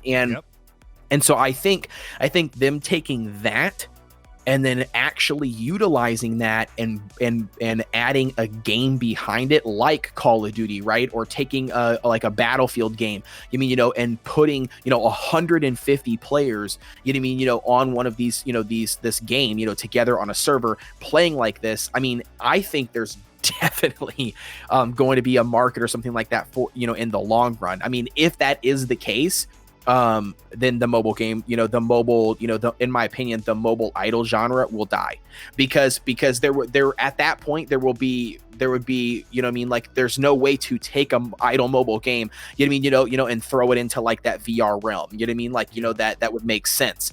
But I think if you take mobile gaming out of it, I personally think that the VR and console and PC 100% will eventually cross. I mean, I see no doubt in it. I mean, right now they've got the Oculus. I don't know exactly what Oculus and their is there any competitors to Oculus? I mean, is that a thing? Valve Index, Steam has their own, Steam that you buy games off of on PC. Yeah. Oh, okay. They have their own version, the Valve Index. Okay, so like right now, I don't know exactly. And Oculus got bought. I don't know if you know, but just in case, but Oculus got bought by Facebook. So Oculus is now owned by Facebook. They just released the Quest 2 for $299, which is both a standalone VR headset. So you don't even need a phone or anything to plug into it. You just put it on your head, and it has a phone chip and everything built into it, and a screen and everything already in it. But you can also plug it into your PC and use it as a VR system through your PC. And they launched it for $299. Fucking crazy.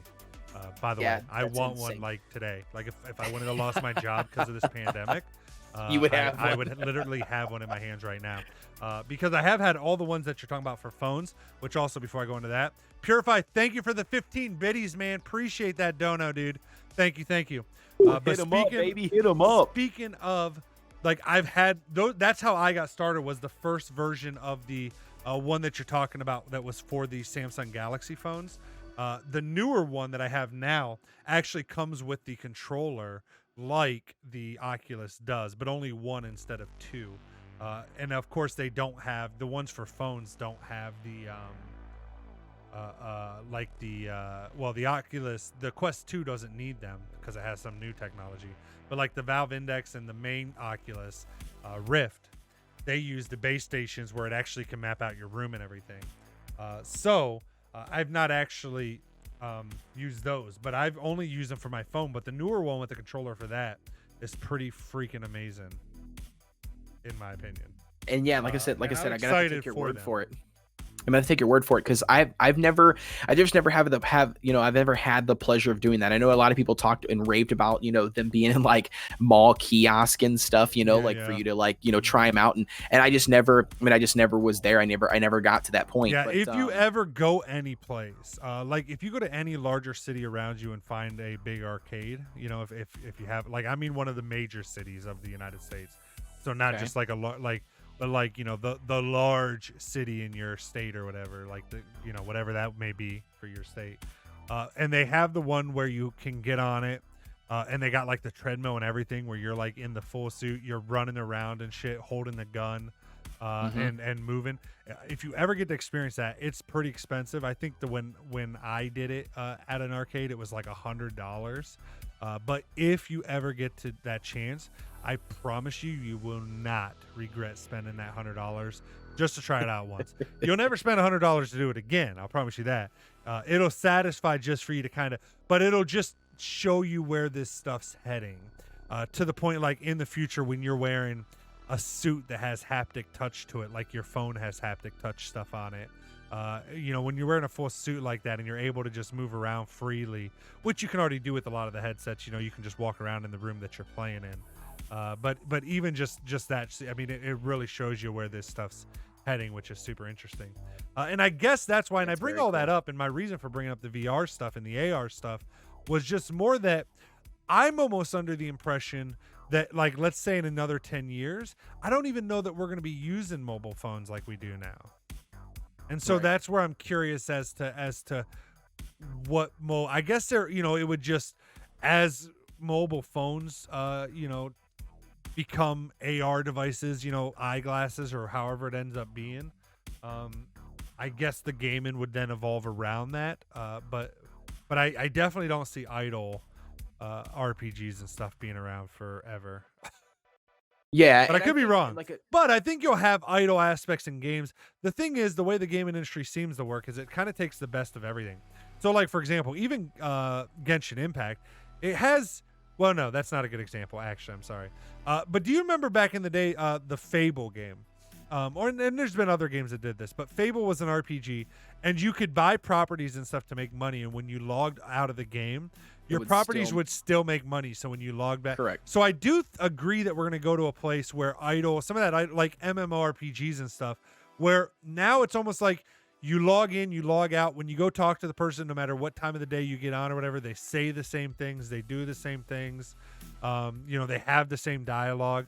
But you are starting to see, even in normal games like Genshin Impact, for example, depending on what time of the day it is, there's certain vendors out, there's certain vendors not out, there's certain people walking around, there's certain monsters out, there's certain monsters that's not out.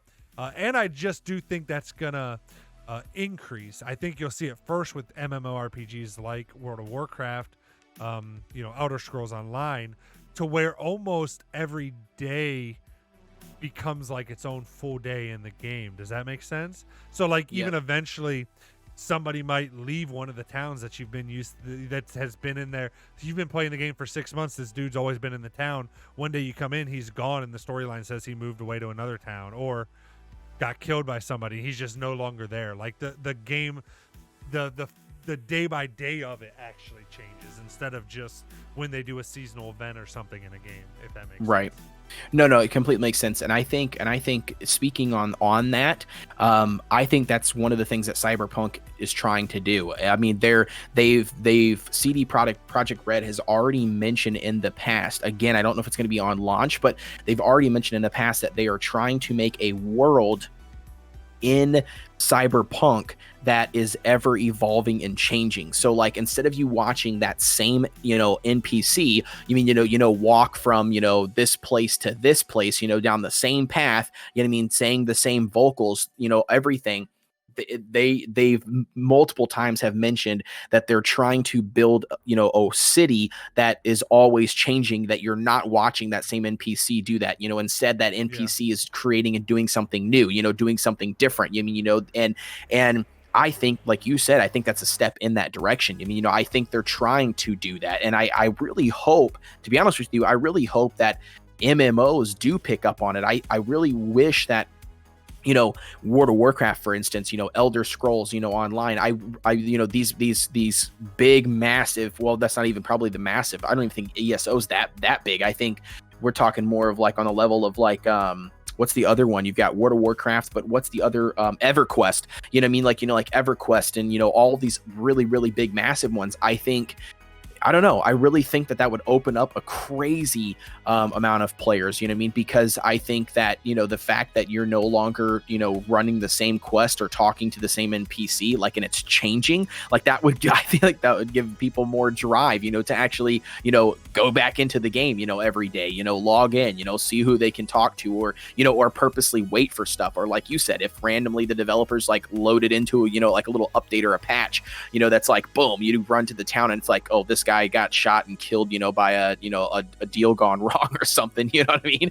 And then all of a sudden it's like, completely different storyline. You're like, whoa, this is crazy cool. You know what I mean? Yeah. And even to the point where, like, if you, let's say a game, let's say I've played a game and that happens, like an MMORPG, and someone else just joins the game for the first time, they're never going to see what happened 5 days ago on the server because of that evolution or whatever. Also, side note, I did not know Cyberpunk was trying to do any of that. As excited as hyped as I am for Cyberpunk, and as hyped as I am to play it on Thursday, I've actually even thought about staying up Wednesday night till midnight and starting to stream right at midnight and playing. But as excited as I am to play that game and everything, I actually have not followed anything on it because I don't want to get too far into the hype that then I'm disappointed. I'm trying to go into it with very low expectations, even though I know I still have high expectations just because of the hype around it. But anyways, so I didn't actually know that. Yeah, and I don't blame you for doing that. My same buddy I was telling you about earlier in the podcast, the guy that's super pumped up, he's been raving about Cyberpunk like way before I even knew anything about it. For how many years now? And he's like hardcore, but he sends me literally like every week, every couple weeks, sends me the company's CD Projekt Red's full live streams where they actually, break down the stuff that they're working on, currently what's going on in the game, that kind of stuff. So I've watched a lot of their stuff. I've tuned into a lot of their, like I said, live streams on their own and everything. And I don't know. I mean, it's crazy. The thing is, here's the thing. We kind of talked about this before on one of our other gaming podcasts, and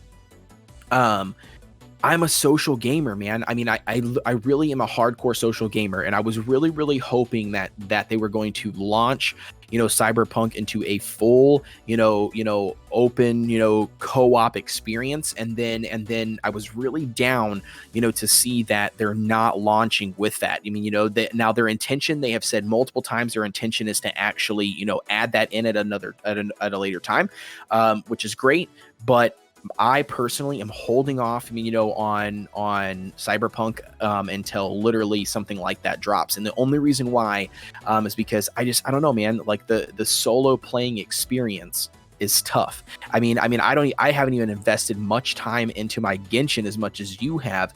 I've completely quit playing Genshin, just FYI. Oh, okay, yeah, okay, cool, no worries. But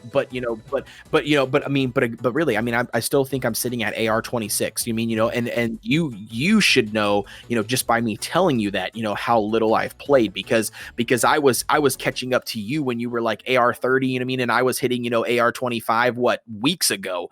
You know what I mean? So like that tells you how little I've actually played since. And it's just because I don't know, man, like I'm a hardcore social gamer, like if it was something like we're playing a, ESO, or me and you decided, I don't know why we would, but like just saying we decided to play, Mass Effect, or something where we can play like hardcore, co-op, like, that to me, for whatever reason, is more motivation, and it gets me going. And again, I know a lot of people, man, they love like the Witcher series, because I think it's by CD Projekt Red too, right? And you got like the Witcher series, and I think a lot of people love that. They love that immersive story. They love the evolving story. They love, all of the stuff, which is great. But again, I don't know, man. I've tried it, dude. I've tried getting into it. I lose motivation on playing it. I kind of just get lost. I get too busy in doing other stuff that I just put it off to the side. So I think, me personally, I'm going to hold off on buying it right off the bat. See, everybody's reactions, see the quality of the game, through you, through my buddies, through other people that are playing the game. And then we'll go from there. We'll see. We'll see. Yeah, I will say, sorry, go ahead, finish. No, you're good. I will say, a couple things. Number one, I don't buy very many new games. I kind of typically overall just have the same mentality that you're saying you have for this game, and that I normally wait till they come out and go on sale or something, or I see how other people are doing them. I just haven't played a good game RPG in a while that has really like gotten me addicted to it, and that's what I'm hoping this is. I will say though that I was kind of like you. I was hoping it was going to be in the same style as Grand Theft Auto, where it would have a single player story mode, but then would also have an online version like GTA 5 does, where you can go online and play. And whether that's just missions together, whether that's just, it's not the full quest or storyline on multiplayer. You're not doing that. It's not like co-op campaign, but at least it has an online side to it like Grand Theft Auto 5 does. Unfortunately, like you said, they don't have that. And I don't know what their plans are in multiplayer. So I was bummed about that. But on the flip side, I also am much like you that I would much rather play social games. But I don't mind occasionally playing single player games. For example, the last RPG that I did was that The Outer Worlds, and that was really good, and it was a single player RPG. Also like the Fallout series games, I love those. The Elder Scroll games, I love those. But it's been a while since I've played. Like, I didn't get into the Witcher series. I didn't get into like any of the Assassin's Creed, which are more of action adventure. So it's just, for me, The Outer Worlds was the last solo RPG I played, and then before that, I think Skyrim was the last big solo RPG I played. So I don't know why. I'm just, it's been so long since I've played one of those. I think I'm just ready for one of those. Plus, again, in all fairness, I'm just totally, anything, movies, games, anything that's set in like the future, and especially the future dystopian vibe, like meaning like, and I don't know if I'm using the word dystopian correctly, but I mean like the future where it's like, it's bleak, like it's kind of like a fucked up future. And I don't mean fucked up as in like, like end of the world, like, apocalypse. But I mean fucked up as in like everybody kind of becomes like out for themselves, and it's kind of like, like for example, like the Firefly. I don't know if anybody ever saw did you ever see the TV series Firefly, dude? No. Oh That is my the spinoff. God. Isn't that a spinoff? Or is that actual their own? It's not a spin-off. It's their own thing. It has a super cult following. It only had one season, and then they didn't reproduce it because it didn't do well at the time. But then it was doing well later. But it's excellent. But it's kind of like that. It kind of goes to the future where like there might be space travel. But it's kind of like everybody's like you got mercenary. It's kind of like it goes back to it's like Wild West of the space and future. That's what I like. And so any game like that, like this game, Cyberpunk, I'm all for. Or any type of movie like that, like Matrix style theme. It's like future, but it's like a dystopian universe. Like, it's not like the best universe. It's not like all happy-go-lucky. It's like, it's fucked up. It's not like end of the world, but it's like fucked up. Humans are batteries. We're still here, but not exactly how we'd want to be. Anything like that, I'm totally down for. Marquise says, yo, look who's back. What's going on, Marquise? How you doing, man? More Cody Kibbles says, yo, what's going on, more? You know what I mean, though? I don't know. Those are just my style games, dude. Yeah, no, I totally get So it. that's what I'm And like I pumped said, yeah, no, and I totally get it. I respect that. I think honestly, so I don't know, man. I think the last hardcore RPG, single player RPG game that I actually invested loads of time into was probably Skyrim.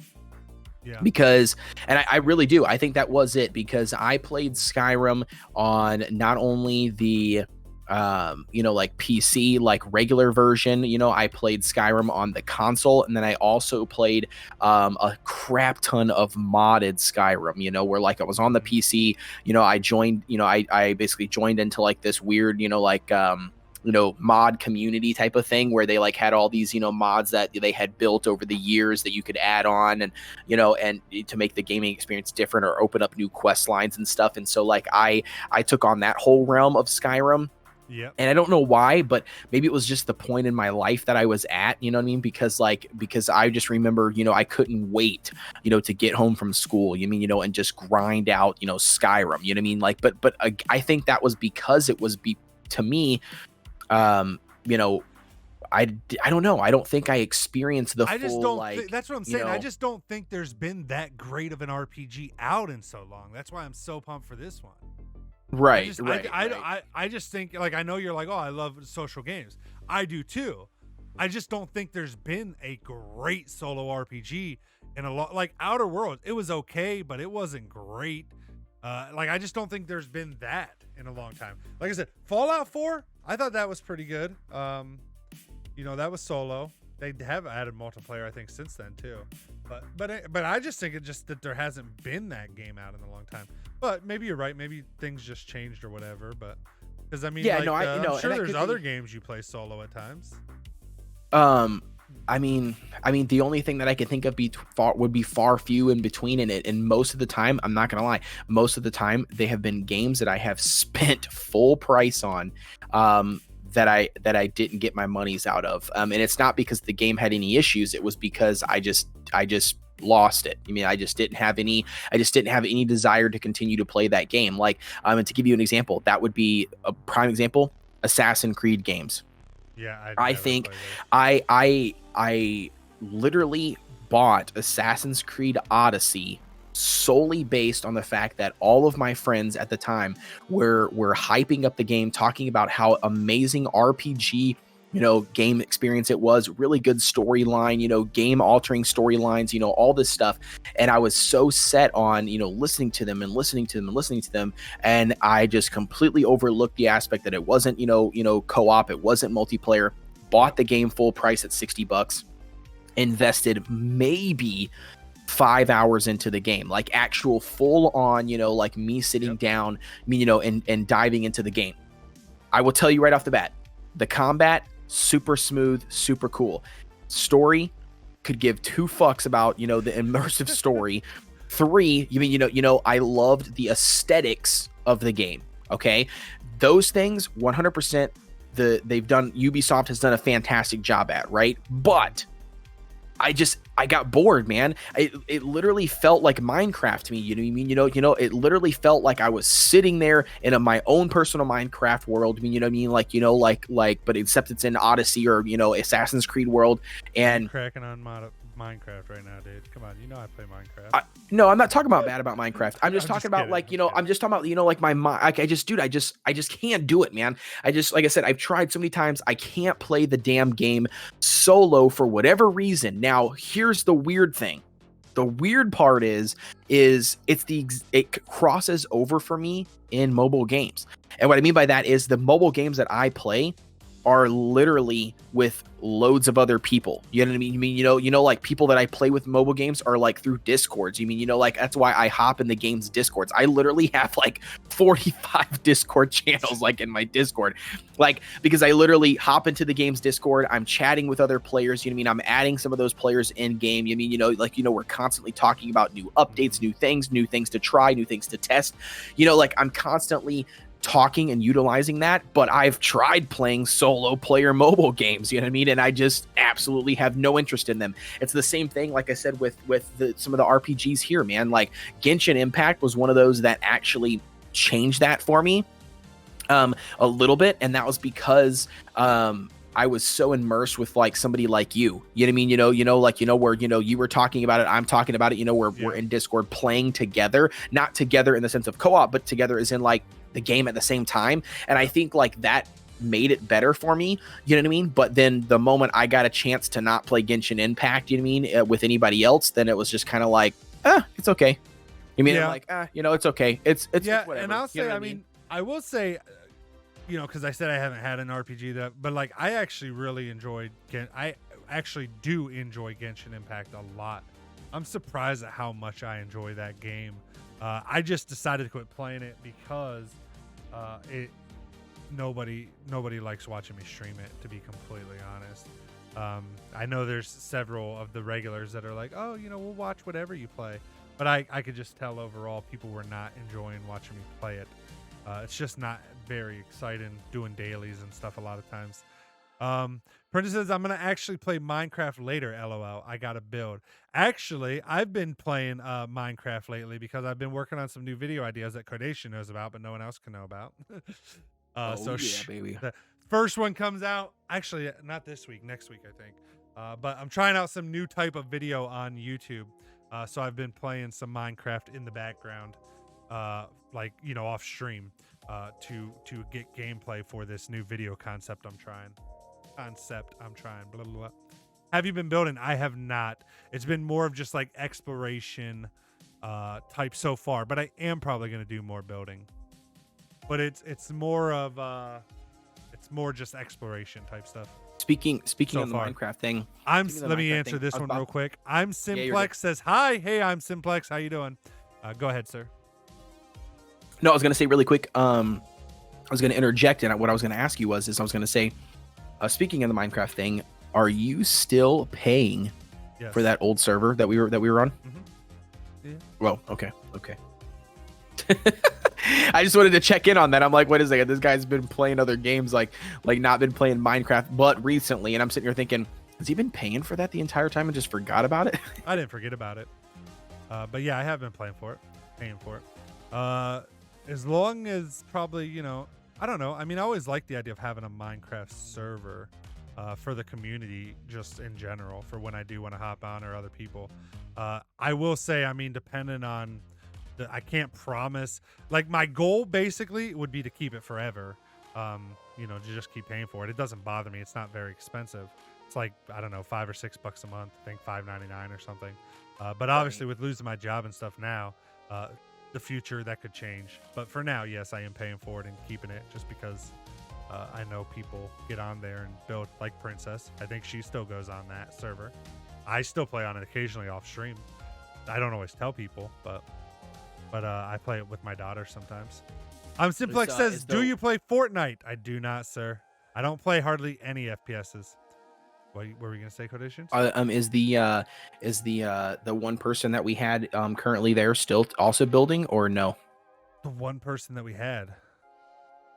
The two people we had, Yaso, and then the guy who is no longer currently on the channel. Blazin is no longer on there. No. Gotcha. I removed That's what I was him when I curious. removed him from everything. But Yep, I Yaso, know. I yeah, just didn't he's know. still a user on there. I think Ryan's still on there. There's still a couple people on there. I forget all the people that are on there. Gotcha. Princess is Very still cool. on there. Again, I don't know how much she plays. But I don't know. I like having it. I mean, even if I were to close down the server, I would download the map first, and anybody that wanted it to like put it on their own. Like, so if you build anything, like, don't be afraid to build anything, Princess or whoever else that's on the Minecraft server. Because, like, if I did decide to quit paying the monthly fee for it because I can't find more work or whatever, I would give everybody that wants the map. So you could just put it on your own local system. Right. You wouldn't lose anything you build or anything like that. I mean, also, if anybody just wants the map at any stage, I'm happy to get downloaded and give it to them.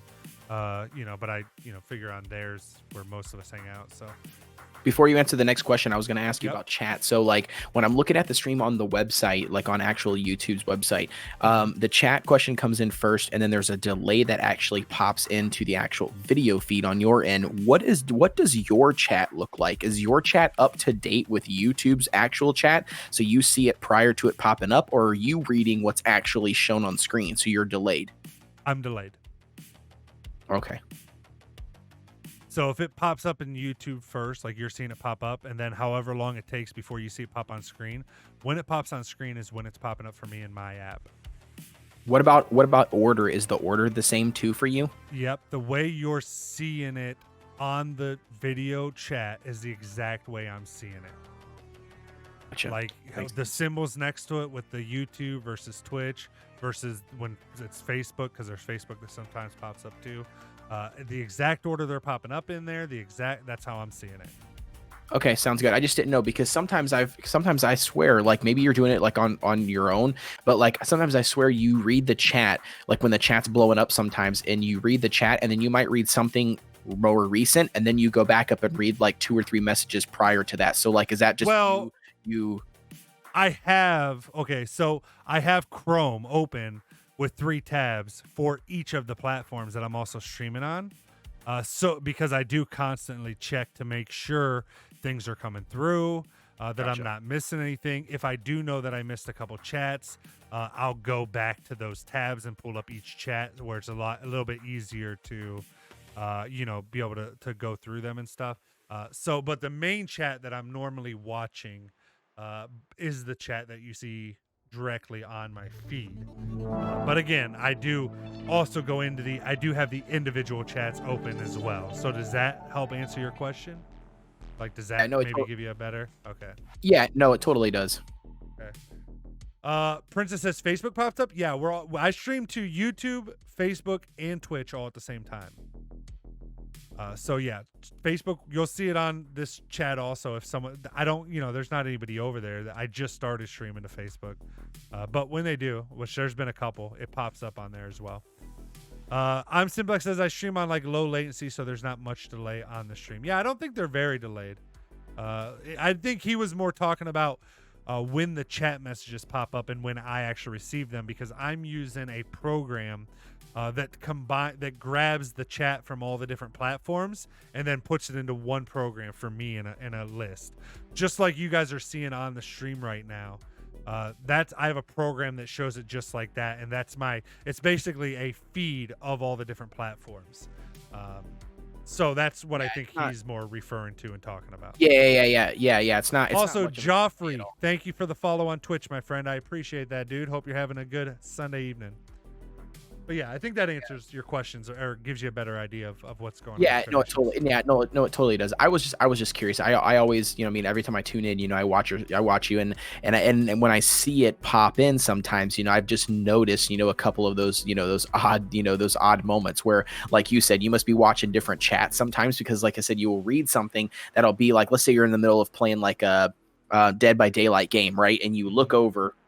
Because you watch your eyes, you look over, and then you'll say something that somebody just said recent, right? But then there'll be like 2 chats prior to that, right? That you missed, that you didn't say anything, and then all of a sudden, like, then you'll read off those next 2 chats. Do you know what I mean? That were above it. So like sometimes I've wondered, does it like scramble them up, or is it just you notice that there's 2 more after you read the most recent one, so then you go back up and read the next. Well, what typically happens for me is I have Nightbot running on set, which is a bot that you'll see. It'll pop up on the live chat in my stream. So you'll see Nightbot pop up, and he's in YouTube, Twitch, and Facebook. So he's always sending messages for me, this bot, like the one that just posted in YouTube that I see. It says, enjoying the stream. Don't forget to hit the like button, subscribe, and hit the bell to be notified when I go live. So I have different messages like that for the different platforms that tell different things. So what happens sometimes is some people so my chat is, I can only see about the last 5 chats on my screen. Like let's say it's a normal size chat. I can only see like the last 5 chats on my screen. So sometimes what'll happen is when I'm in a game like that, I'll notice 2 people or something will ask questions. I'm right in the middle of getting chased or something by a killer. So then, they'll say something and I'll know I got to read them. But then by the time I look back over, Nightbot has done something in YouTube, Twitch. So he takes up like a bunch of fucking spots because he's always doing shit. And then somebody else commented. So I can see theirs. I can no longer see the other people's because of Nightbot. But I know they're there. So then, like I said, I keep all the chats open in Chrome, which is minimized because obviously I want to be able to see my OBS, my Discord, and all that. And it's just too much to try to have 3 separate chat windows open. So, then I know I can just bring up that Chrome and go through them real quick. And that's where I'll then go back, like you're saying, and read them. I'm Simplest says, oh, okay, that's cool. He says, remember I was late on stream the last time. I do. When I was doing the, was it when I was doing the Phasmophobia Simplex, right? I'll be right back, D. Okay, sir. I think it was it you with the Phasmophobia, right? When I was with the team that kind of didn't know what they were doing right at the end. Simplex says, yay, I'm so close to 600 subs. Yo, dude, congrats. That's awesome, man. What kind of content do you create? I just crossed 2,300, so I'm psyched on that. I'm like ready to hit 2,500. I don't know why. It's just like one of those numbers that's a big deal. And then like the next big deal will probably be 5,000.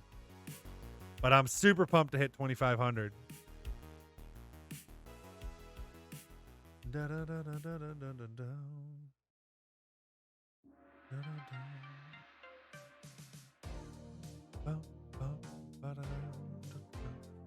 All right, so hopefully Codations isn't too long. Because I don't know what to fill in right here, right now, guys.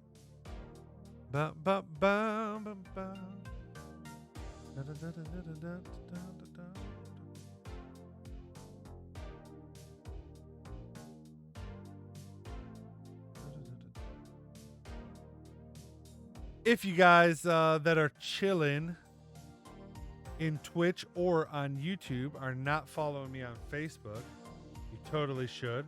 Throwing my link in the chat for you guys there. It's just facebook.com/OMG. It's Derek. You can go there and hit the follow my Facebook page if you feel like it. Not required, not required. But yeah, Simplex, congratulations on the 600 subs. Like I said, you have to let me know what type of content you're creating. I'd be intrigued. I guess I could click through and see, to be honest. Let's see here. Oh, it won't let me from the chat? Kind of dumb. Let's see. Assuming your name is the same as... Oh, nope. Okay. Try it this way.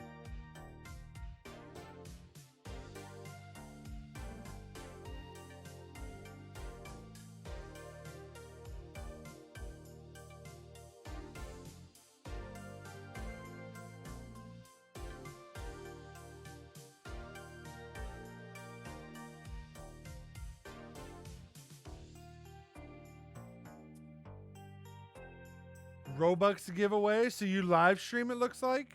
That's kind of cool. Cool. You are getting close. 575 subs, dude. Nice. All right, let's see. Come on, Codations. So how's everyone doing tonight? Princess, how have you been doing, my dear? Are you still by the stream?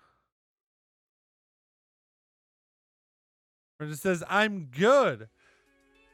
So what have you been thinking of the podcast the last couple weeks? I know you've been here for most of them. I don't know if you've actually been like actively. I don't know if you just had them up in the background, but what are your thoughts so far? Princess says, I like it! ! I swear I can literally well, I know you like staying here, but I mean I don't know like if you're sometimes have it on in the background while you're working, or I don't know how you do it. Like if you're actively like, you know, paying attention to every single word we say, or if you're kind of working on stuff, or how you're doing it. I feel like I could like literally just turn on a webcam and be sitting here typing and you would say you like it. No. Just teasing. I just feel like you're always too good to me. But it says working on Canva stuff with this in the background. Nice. Yo, you telling me about Canva? By the way, anybody listening to this podcast anywhere, I was trying to make YouTube thumbnails and stuff using Photoshop, and while you can probably make amazing stuff, I'm a beginner when it comes to Photoshop specifically. Yo, Princess recommended Canva for my thumbnails, and I thought that last thumbnail I did turned out pretty damn good. I don't know what you thought, Princess, overall. I know I showed it to you, but did you ever, like, what did you think of it? Princess says, hell yeah, I made it. Oh, really? You did that whole logo in it? That's pretty fucking sweet as well, actually. I didn't know you did a logo in Canva. That's crazy. I'm curious to see... I don't know if... I'm trying to see here. Like, can I see...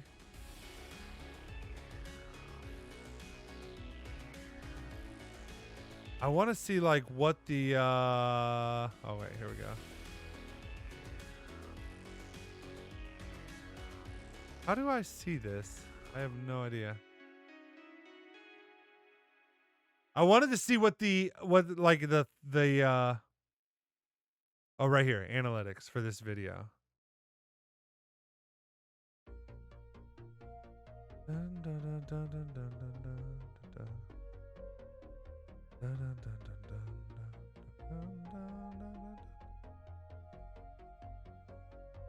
trying to see.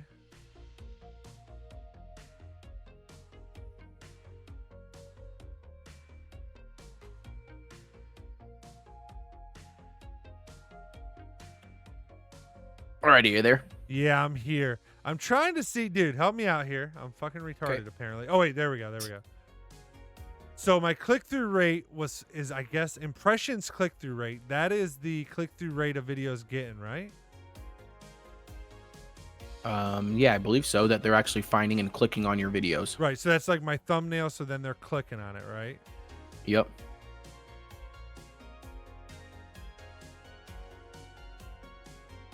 Yeah, what are you doing? Pulling up analytics or what? Yeah, I'm looking at a specific that video I did with the new thumbnail. I'm trying to see if how that performed versus other, Mhm. you know, like other fucking thumbnails. If that makes sense. Yep. But I don't know. Where are you at? I'm looking here in analytics. Well, I'm on the specific for that specific video, and I was looking under reach. So you have impressions and impressions click-through rate. Oh yeah. I got you. So I don't know. Let me see. So okay, so it says it's 5% for that, which is actually not that high. So I'm kind of a little nervous. Reach. Wait, maybe 5% is not horrible. What is a good click-through rate on a thumbnail? I don't actually know. Okay, maybe it is a little better. This one's only, 3.8. Apparently my click-through rates are not that great. What are your average click-through rates on videos? Well, I just went to the one that I got that was really, really good for me recently, and that one's 16.3%. Jesus. But if I go to, I'm just gonna go to like just a random one or something, one that's not, like anything crazy.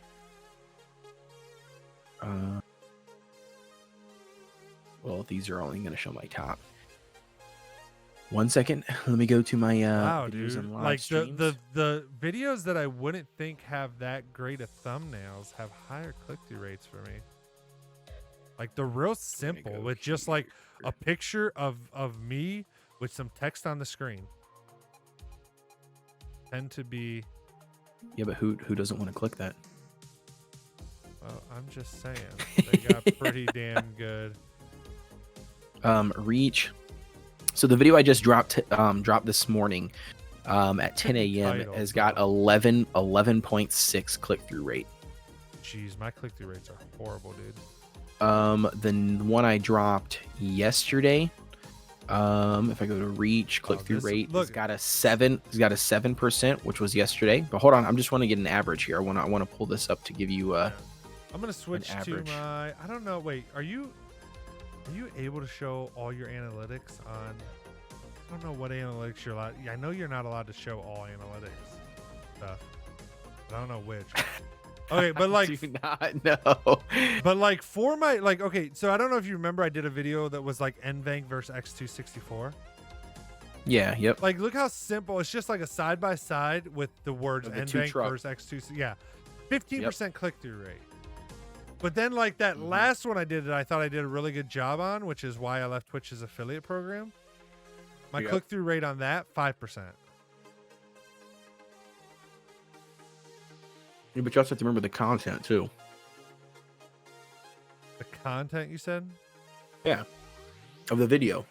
Well, right, but typically your click through rate comes from your title and your thumbnail. Right, but I'm saying if the video didn't do as well, if people aren't watching the video, then your click through rate's going to naturally be lower. No, that's not true. Why? No, not at all.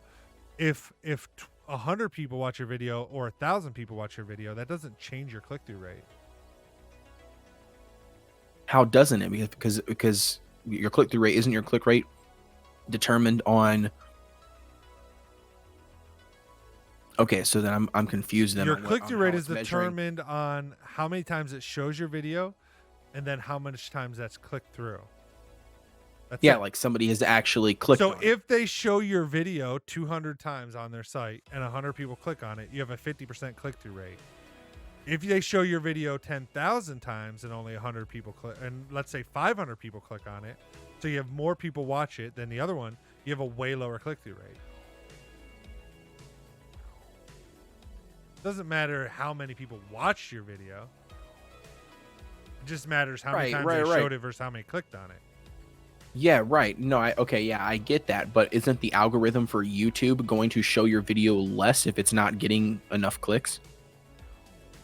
So like what I'm trying to manifest is I'm trying to say like, yeah, but so I'm trying to say like it also depends on the topic of the video, right? Because if you put a video out that more people are going to click, like, so for instance, if I put a video out right now that talks about something that's like super fucking huge and popular on YouTube, I might see a larger,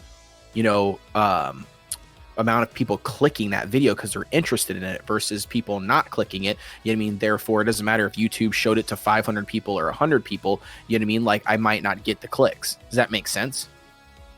So I think that has a little bit more to do with more to do with like, I'm sorry, not more. I think it has a little bit to do with all of it, right? It's like obviously your title and your thumbnail, but even as much so as the topic, right? Because I don't know. I could be wrong. Maybe I'm wrong. I guess maybe it doesn't really matter about the topic because the people that are viewing it and clicking on it, are going to happen depending on whatever niche or, topic it is in, I guess. I don't know.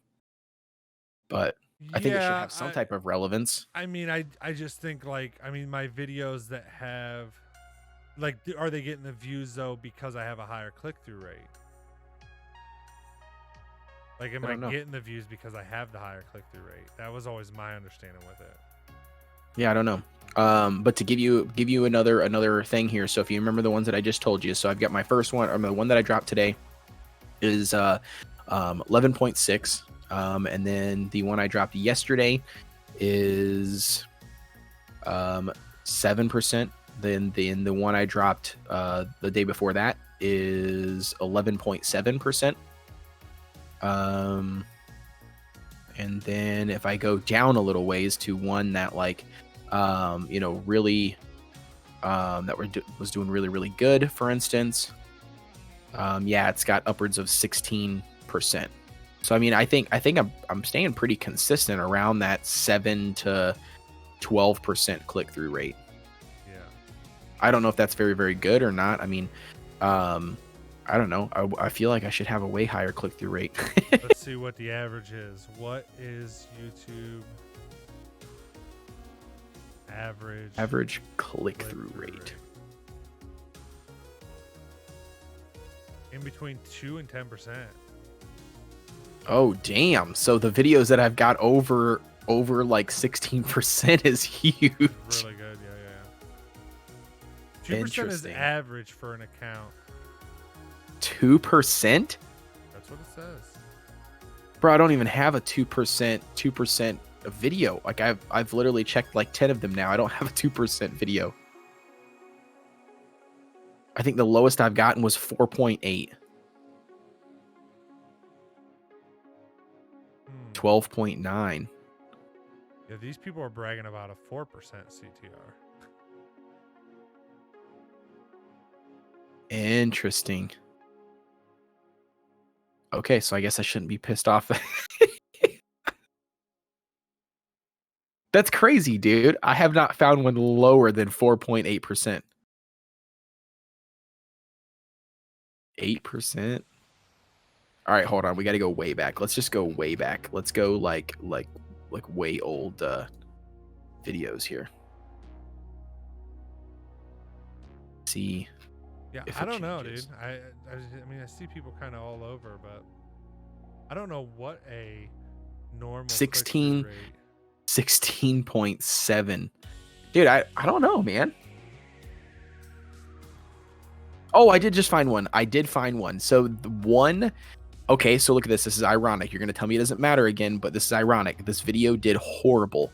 It's still sitting at 69 views, right? Mm-hmm. Horrible. And my click-through rate is 1.9%.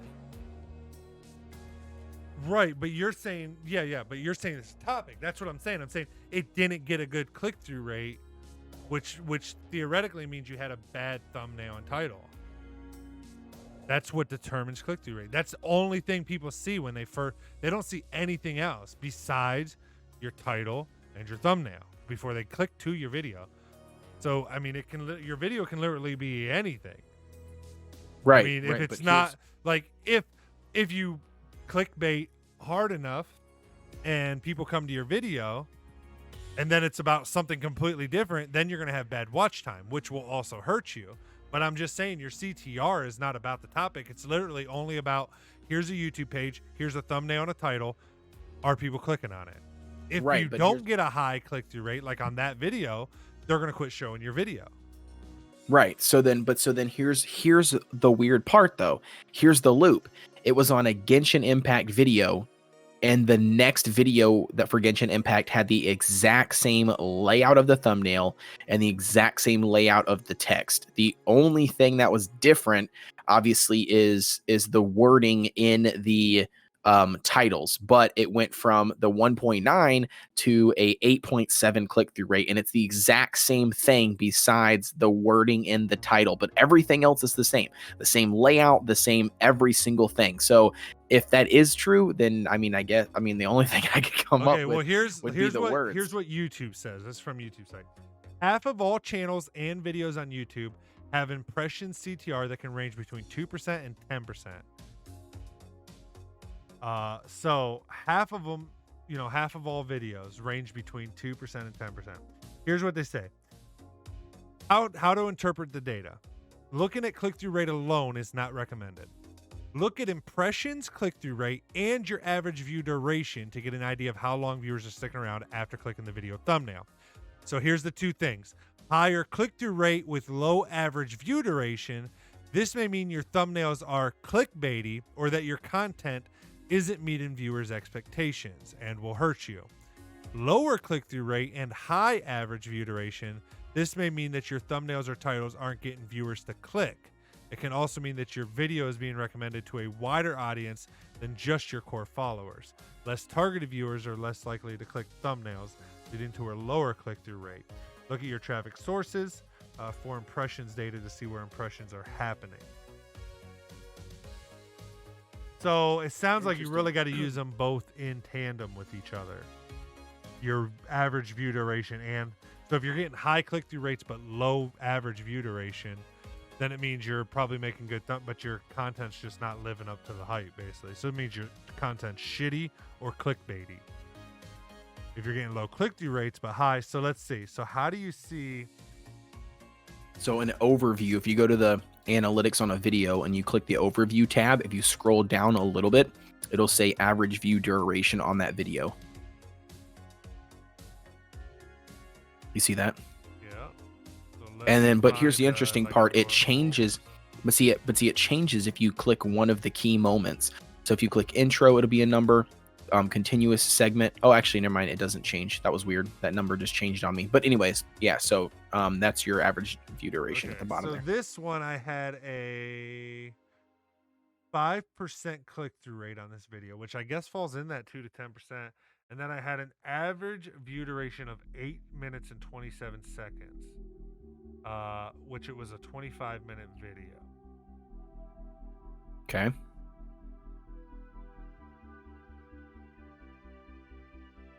So I If I should go to see mine- what happens at that dip that they kind of fell off.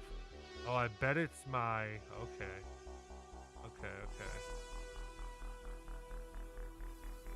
So like, what are your average percentage viewed, like on a video, like a normal video? Well, like not one that did really well or one that tanked, like just like a normal size video for you. All right. So a What is normal your size click-through video rate for me. it, and what is your average view duration? So Percentage, my because the average view duration, but the average percentage viewed. Okay, so the reach for this specific video was 3 days ago. It's an average amount. It's only 700 views. That's pretty standard for me, like over a couple of days. Okay. My impressions on click-through rate was 11.7%. Okay. And then when I go to my overview tab and I scroll down here, my average percentage viewed, that's what you want, right? Yeah. That percentage, 23.7%. So I'm getting a lower click-through rate, but I'm getting a higher average percentage viewed.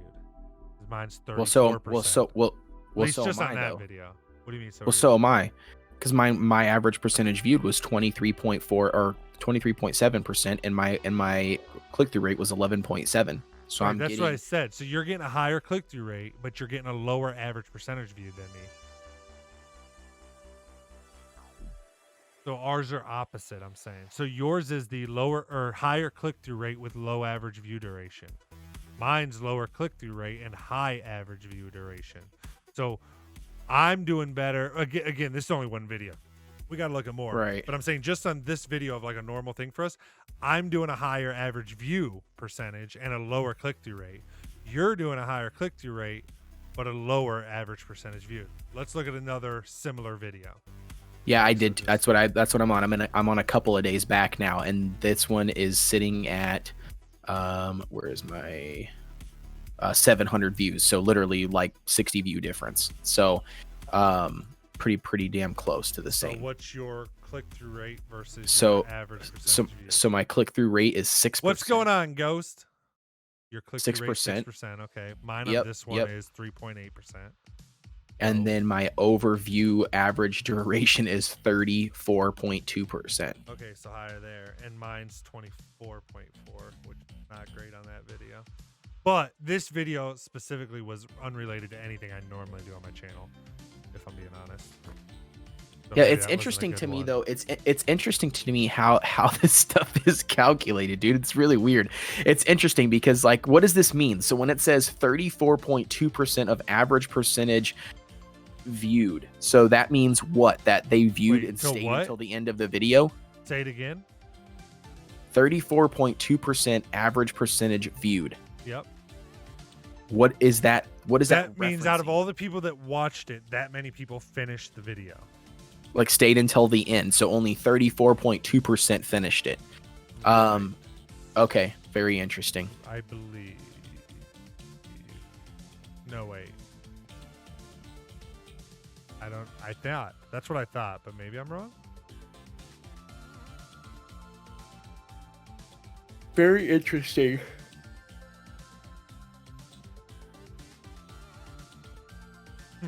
Yeah, I don't know. Your beard, I don't really know. your bear friend says, "I like your cut, G." What's up, your bear friend? How you doing? Thank you. Yeah, I'm not sure either, man. I guess I need to. I mean, I just like I said, I don't dive into this stuff too much. I don't understand it perfectly, but that's mainly because I am trying to just make better videos each time. I'm just trying to increase my quality overall. So I got like this video, man. It's funny because when I get a higher click-through rate, I feel like I get a lower average percentage viewed. But when I get a I haven't seen one for me yet that's even, but like I said, my most top performing video currently, like that's going on right now, not total in my channel, but just recently. It's very interesting because I've got a 16.3% click-through rate, and then my overview for my average percentage viewed is 32%. So I mean it's not close to being even, but I wonder if I have a single video that's even. what do you mean that's That like, even? you know, like my click-through rate is the same as my view percentage. Like 16 and 16 or 30 and 30 or something. Oh, I don't. That'd be. I mean, it would just be pure luck. They don't really correlate. Yeah, that's true. That would just be a pure luck thing happening. Yeah, it's very interesting. Like I said, I don't know. I mean, I don't dive too heavy into it either. I mean, I pretty much just Well, I can literally tell the you. only Here's thing I here's do what is- if you can get. I'll tell you what numbers matter. Right now, I'll tell anybody listening. If you want to grow your YouTube, here's the numbers that matter. If you increase these, if you do this stuff, you will get better things.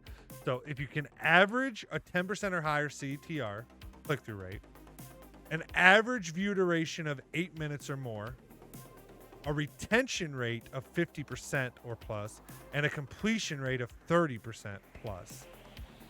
So let's dive into the last That- two you said. yeah. So where do you get those two? I have no idea.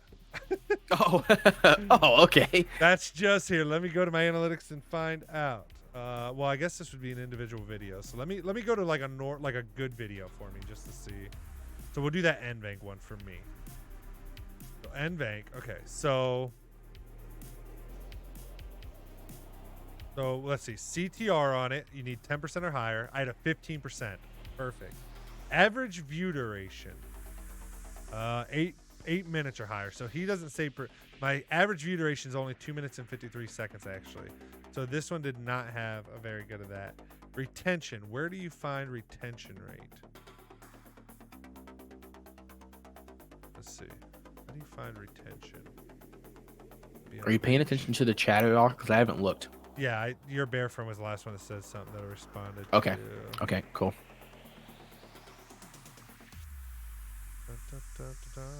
So where is retention? Retention 50% plus. Maybe it's under audience. Engagement, audience retention. Okay. Right below the chart. Okay. Top Audience left. retentions. Yeah, but that's just telling the average view duration and the average percent again. Right? Or am I missing something? No, it is.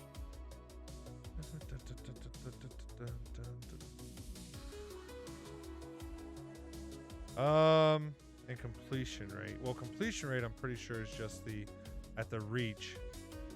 Or where was that at? Was that reach or overview, I think. Overview. Where's the completion? If you go to the end, it tells you how many percentage, like on the graph, over the end,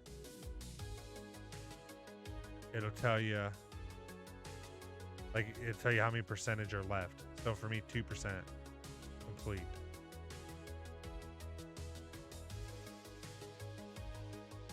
All the way down at the bottom? Yeah, like when you're in you're in the overview of a video. Mm-hmm. Okay, so you see the graph under average percentage viewed. Yep. At the end, if you go to that and just drag your mouse so that the buttons, if you click on the graph, and then 7%. At the end, it should tell you how many people were left at the end. Yep, 7%. But again, I still don't know what exactly it means by. I guess that would be the completion rate. So you want a completion rate of at least 30%. But I don't know where you get to retention, 50%. Because that's not completion. So what's percent retention? I don't know. What the hell does retention mean? Well, that's what I'm trying to find out.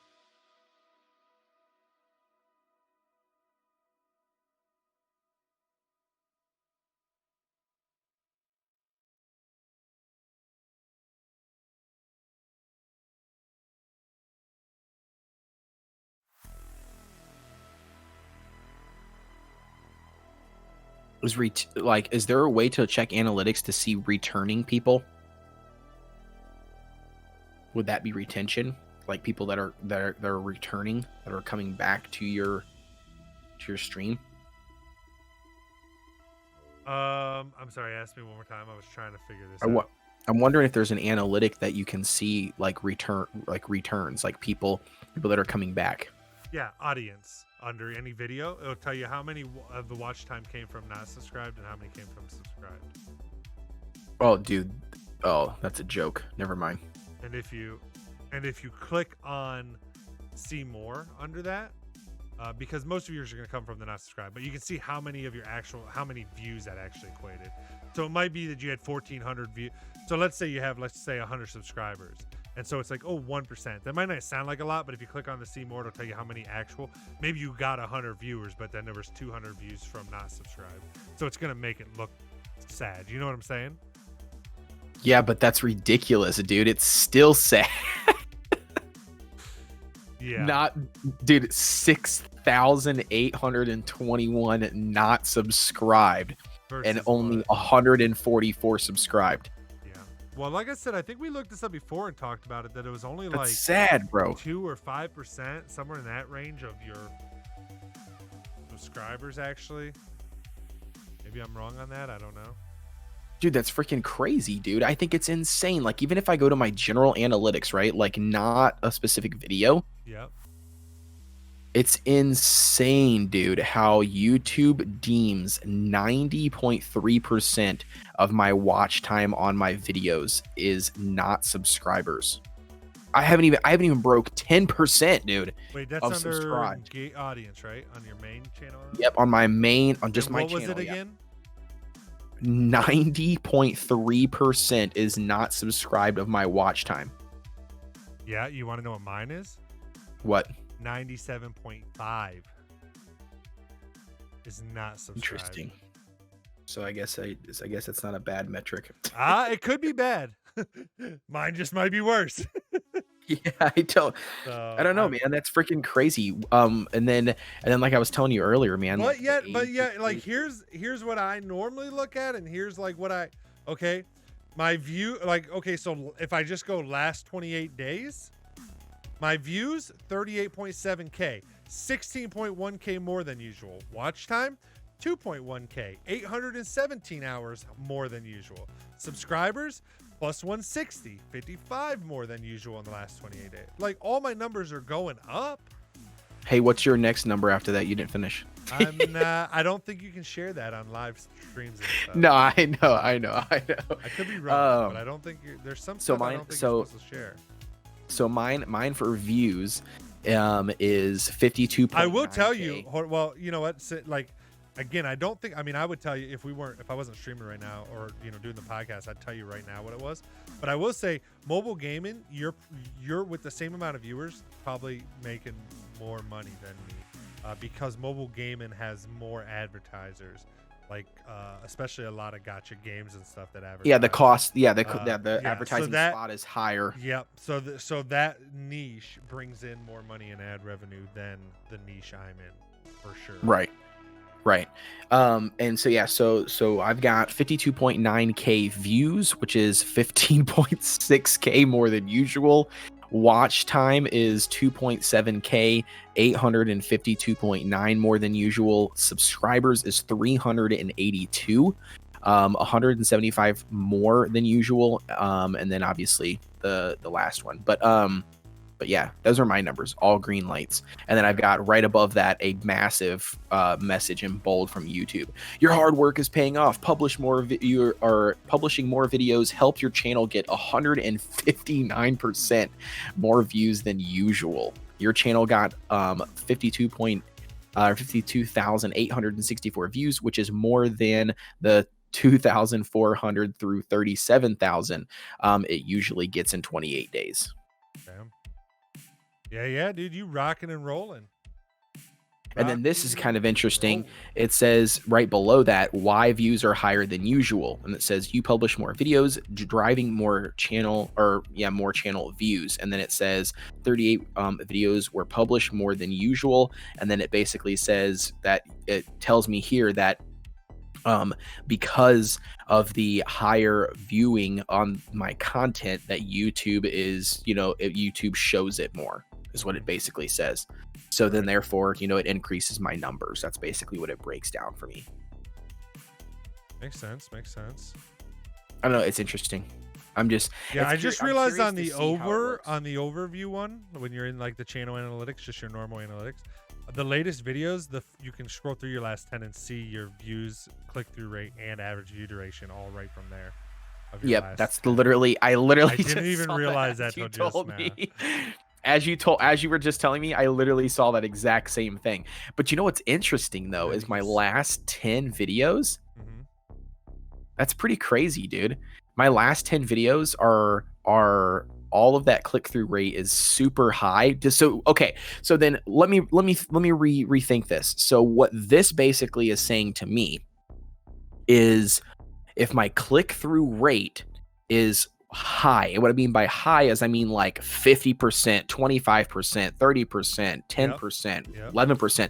If my click-through rate is super high, then that means my thumbnails and my titles must be doing what they're supposed to be achieving. Correct. But my average duration, if it's only 2.5 minutes, 3 minutes, 4 minutes, and all of these videos, you know, are I guess it doesn't show that. That kind of sucks. I wish it would show that on timestamped on the little thumbnail to the left of the thing. But just judging by looking at them, they're all around, you know, that 15-minute mark, between like, you know, 5 minutes and 15 minutes is what these videos would be at. So that means, like you said, that means my thumbnails are clickbaity enough to doing the job to get people to click through, but then they're not staying. So either that means my content isn't there, or, you know, whatever. Yeah, it could be a lot of different things. If it's happening, it could be like in my case, like looking at my data, the first thing that's jumping to my mind is I think my intros are too long. I think sometimes I take too long to get into the meat and the potatoes of my video. I like to throw in right after, you know, I kind of have like a whole little opening minute or two segment. Then I have like my intro. Then I have like a minute or two of where or not a two, but like a minute where I'm asking people to subscribe, follow. And then I do that at the end again. And maybe I need to cut that out and put it all at the end, because I'm definitely seeing, you know, drastic. It looks like most of my big drops are coming when the intro ends, and then I go into, instead of still getting into the meat and potatoes after my little opening thing, I'm then asking for subscribers and stuff. So that looks like that could be my downfall. So it depends. I don't know what your intros and stuff are like. I mean, you, from what I've watched, you tend to jump into the meat and potatoes of your video pretty quickly. Yeah, and that's because that exact same thing that you just said, I have been told by, you know, bigger content creators. So like that was one of the big things when I first got started, that they were telling me. You mean like they were like, you know, like the biggest thing is that if you don't have anything, you know, like important that you know what I mean, that your subscribers need to know right away in the video, then they said the shorter the intro, the better, because then you, like you said, you're getting into the meat and potatoes, which is what they came to the, you know, the video for first. Right. You know what I mean? Which then I think inevitably, like you're saying, you know what I mean, you know, like, you know, that part works. And I think that's why my numbers are the way they are, right? Like I've got a really good hook. I get them to click on the video, but my fall off is like, you know, a quarter or midway through the video. Do you know what I'm saying? So like, I think, you know, like, you know, I'm keeping my retention right off the bat. You know, they're getting what they get. My intro is done. I mean, you know, I'm introducing them into whatever the topic is we're covering, but for whatever fucking reason, you know what I mean? Like they're just not hanging around. You know what I mean? Like I said, they're sitting at their whatever, for whatever reason. And again, this is average, right? So, I mean, it's not everybody. But yeah, I mean, 2 minutes. So this is a re-roll guide, for instance, and this video, I believe, if I remember correctly, was like 10 minutes long. And my average duration on that video is 2 minutes and 58 seconds. So that means that, I mean, and I know for a fact I didn't complete the re-roll guide in 2 minutes and 58 seconds. You know? So, right. So like, that's got to tell me that they left either not knowing what to do, you mean, or whatever they were searching for, you mean, you know, when they looked at it, they figured it out in 2 minutes and 34 seconds. I don't know. It's interesting. Yeah. But you know what? You know what's different is this almost makes a person like me and you in our shoes want to create videos as long as their average duration. You know what I'm saying? Well, like, that's why it's not about that. That's why you need an average view duration of 8 minutes or higher, because they're not just looking for, do they complete your videos? They're saying, are you getting at least 8 minutes of watch time each video? It's not a percentage there. It's a number, 8 minutes, because they're encouraging that they don't want super short videos on the platform, because like end of a video, somebody could leave the YouTube app. Getting the longer watch time, you're keeping them on the app longer. So on that, it's not a percentage. It's the guy, both Roberto Blake and the other guy that you sent me his live stream that I say I watch sometimes, but I can't think of his name right now. Have both said that should be 8 minutes. Yeah, and that's and that's why most YouTubers, like big ones, they make like a 10-minute video. Right. Which is fine, but I'm still saying, like, but okay, if that is the case, right? Like, out of my top videos here, 10 of these, I don't have a single 8 minute. All of my videos are over 8 minutes long for the most part. Yep. So I'm saying I don't even have people watching for 8 minutes. So that's what I'm trying to say to you. Like, why in the fuck would I make an 8-minute video? Like, that's what I'm saying. You know, I'm looking at these times. If the people that are watching my videos aren't watching a video for 8 minutes, right? Like, if that's not what they're doing, it's like, then why wouldn't I cater my content? I mean, to what they're viewing. You know what I mean? So like, if my highest one here, for instance, is 5 minutes, I feel like I should be making 6-minute videos. You know what I'm saying? Because I make 6-minute videos. Yes. If my average watch time gets 5 minutes, it's like, that would be smart, you know. And well, not I'm not saying it would be. I'm saying like, that's kind of the way I'm looking at the picture. I'm saying, you know, if my overall watch time, you know, overall, you know what I mean, is not that. Like, I think my average, I don't even know if they even give me that number. Yeah, they don't. I don't see it on here. I was gonna say, like, do they give me that number like overall, like my entire channel watch time? But I'm just saying, I don't know. I mean, that's just, it's curious to me, but I do agree with you. They do. Under engagement, you have an average view duration for your whole channel. I do. All right. 3 minutes, a flat 3.0. Mine's 3:17. Yeah. Yeah. Okay. So that's what I'm saying. So like, in theory, this is why, dude, I keep on telling you, man, I want to like test other channels and like test dumb stuff out, because what I'm wondering is, in theory, does that, if my average duration for my entire channel is 3 minutes, doesn't that mean that I could start pumping out, I mean, you know, a whole bunch of 4-minute content? Do you know what I mean? And then I do know what you're saying, but that's what I'm saying. I think YouTube penalizes you if a video is not at least like 10 minutes. But what are they penalizing me on? They won't show your Revenue? video as much. Interesting. Because here's why. You can't get an 8-minute average view duration, but there's a lot of fucking creators out there that can. So if YouTube has the choice to show a video that's going to keep someone on average on their site for at least 8 minutes, at least for that video, then they got the whole thing of, can they get them to click on another video? But just side by side, let's say I'm a creator that's creating videos that get 8 minutes average view duration. Because there's obviously, that's what most creators are getting, or that wouldn't be the average that they're trying to get people to get. And you're creating videos that only get 2 to 3 minutes. That means that for every 3 of yours, they have to also then get high enough conversion rates of keeping people on their platform versus just showing one video of another person where the person's going to at least be on their YouTube platform for 8 minutes. You understand what I'm saying? Does that make sense? Yeah. Yeah, I get what you're saying. So maybe it would help you individually on your channel if your videos were way shorter. Sure. But YouTube's not just looking at just, is this good for your stuff? It's looking for, what about all these other creators we have that are getting better audience retentions than him? Right. So these numbers are basically saying, if you want to play with the big dogs, you got to get 8+ minute average viewer, whatever that means. Maybe we do need to shorten our videos some. Maybe our videos need to not suck as much. Maybe, like, I don't know. But like, there's people, like, that's the average. People are getting 8-minute watch time. Right. There's people you watch all the way through their videos. Why? I mean, I think we got to figure that out more than trying to then say, well, I just cut my video down to 5 minutes or 4 minutes or 3 minutes and 17 Right. seconds. Right. Because again, then the problem is you're going to get penalized from YouTube versus. Right. But here's the crazy part. So taking that penalization, right? Here's the interesting part to me is I found a recent. Hey, Rocky, how are you doing, sir? So I found a recent video I posted. Does it give me the date on here without going back? Yeah. No. Also, under this engagement that I just said, it does list your videos with the highest average view retention. Just FYI. The what? Under that engagement where it said your average view duration for your whole channel, you did see that it does list your top 10 videos in the last year that have the highest average view durations. Hold on. FYI.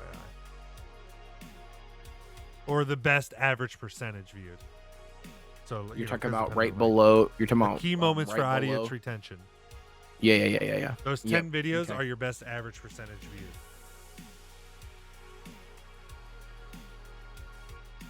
Yeah. So yeah, my highest. So those will tell you what 6 videos minutes. are keeping people.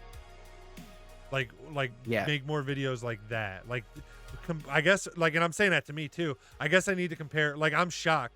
My best one on my channel is the I bought a $3,000 streaming PC, Cyber Power PC thump review, but it did not get the most views or anything. So I'm shocked. But Yeah, and that's kind of like mine too. I mean, mine is not anything special. Mine is literally one of the 5 tips video that I've done on a specific game. But I don't know if it was like your attitude or my attitude or maybe how quick we got into stuff but there was something about those videos that kept people watching versus some of our other videos. So that's what we got to figure out. Rocky Average says I haven't percentage. uploaded in almost a year, I think, almost to 16K subs though. What the fuck, Rocky? Well, help me grow, dude. What are you doing, dude? How you not uploading listen, almost a year share. and you're still gaining subs like crazy? Share, bro. Jeez Louise. Shout What me the heck? out or something, dude. Collab with me. Do Rocky, something here, Rocky. Right now, Rocky, drop your bad boy channel. I want to look at this bad boy. Well, it would be Rocky X TV. Rocky You go to YouTube STV. and I mean, that's his username, so that's what it would. If you search that, it should come up. Yeah, Rocky. Yeah, 15.6. Oh, he does. Okay. Hold on, where is he at? Uh, Rocky X. Gotcha. yeah, X. Rocky I put S. How-to videos, automotive stuff. Yeah, I see that now. 16K subs, dude. How come you don't post on there anymore, dude? You just decided it wasn't for you or what, man? Well, so much for shout me out or anything, because we have nothing in common. My channel is not about goddamn automotive stuff, so that's not going to help me out at all. Dude, it's crazy though, dude. It's insane. Like, that's awesome, dude. Congratulations, man. That is crazy, dude. To see, like, just to look at somebody from a absolutely completely different niche. I'm in the same boat as Derek. I mean, like, obviously I have like nothing in common when it comes to this stuff, especially with like automotive or car things, but holy smokes. Very cool, dude. Rocky says, That's move awesome. to Tennessee. No real internet out here. Ah, okay. That makes sense, I guess. That makes sense. I'd be going to like a local cafe or something and still uploading videos or something. Running with 16,000 subs, man. Running I'd be his fig- YouTube off But I of, mean, that's my dream. is Starbucks. making something like this a living, dude. I know people that did it. I know a lot of travel vloggers and stuff do that. They upload, they edit and stuff, and then they just upload when they're somewhere where they can do so, and they schedule it all out on their YouTube channel months in advance. Crazy. Rocky, this fiber's coming next year, though, dude. 16,000 subs. It better come quickly. I mean, I guess they'll still be there if you're getting good, or if they like your content, though. Apparently, they like the way you do your how-tos and stuff. Yeah, I don't know, man. I will say, going through my analytics just now and talking about it for the last year, I'm like super depressed now. I don't. And again, all my, if I just look at the overview of my last 28 days, it's all green. But as soon as I dig into anything, I'm like, oh my fuck, dude, my shit is horrible. Yeah, Fuck, dude. I mean, I don't know. Like I said, that's what I was trying to tell you. You know what I mean? Like, for like, that's what I was trying to tell you earlier. Like, it's interesting because, like, going back to what you're talking about with the analytics stuff, like 5 minutes. So I just went to a video posted on December 2nd on my channel, right? It was 5 minutes and 31 seconds. Okay. Mm-hmm. The views have a green check mark, so it's about the same as usual. So 1.2K views. The watch time is 40.3, and then it says about the same as usual, and then it says 10 subscribers were picked up on that, and then the estimated revenue is X. But so that, that's that. The average view duration is 2 minutes and 6 seconds, and the average percentage viewed is 38.2, and then the reach on that video is click through is 12.6.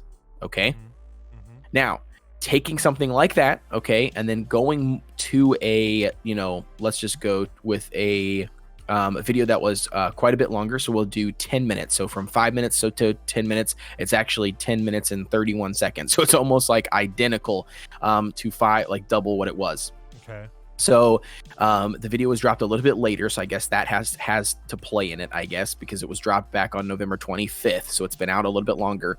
But giving you an example of this, so this video, since then, obviously it's been out. Well, I guess, can I modify that? I can actually modify that, can I? I can actually do December. There we go. Okay, sweet.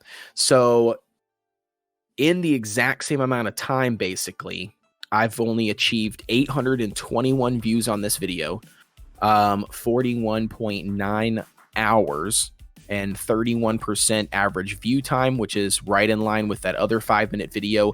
The estimated revenue is almost identical by like, some change. And then when I go to the reach, my click-through rate is less than what the 5-minute one was by 12%. So everything's better basically, but it didn't get as much of a reach. Well, it's not better. I mean, the views are less than the same amount of time, or from the same amount of time. The average revenue was the same. The average percentage viewed was the same, and the reach was a little bit lower as far as click-through rate. Yeah. But I'm just saying, it doesn't seem to me, looking at those numbers, it doesn't seem to me that that video that was 5 minutes versus the video that was 10 minutes made a difference. Like, I don't think it shifted it at all. I mean, the magic numbers that I was always told, again, this is not from YouTube, right? Like, this is from other content creators in my space.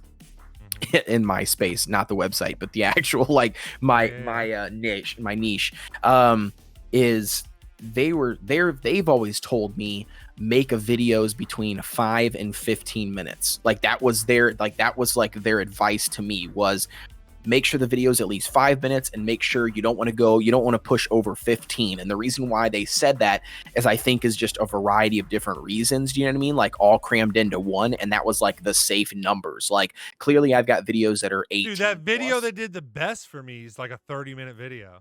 No. That's yeah. No. I agree with that. That's what I'm saying.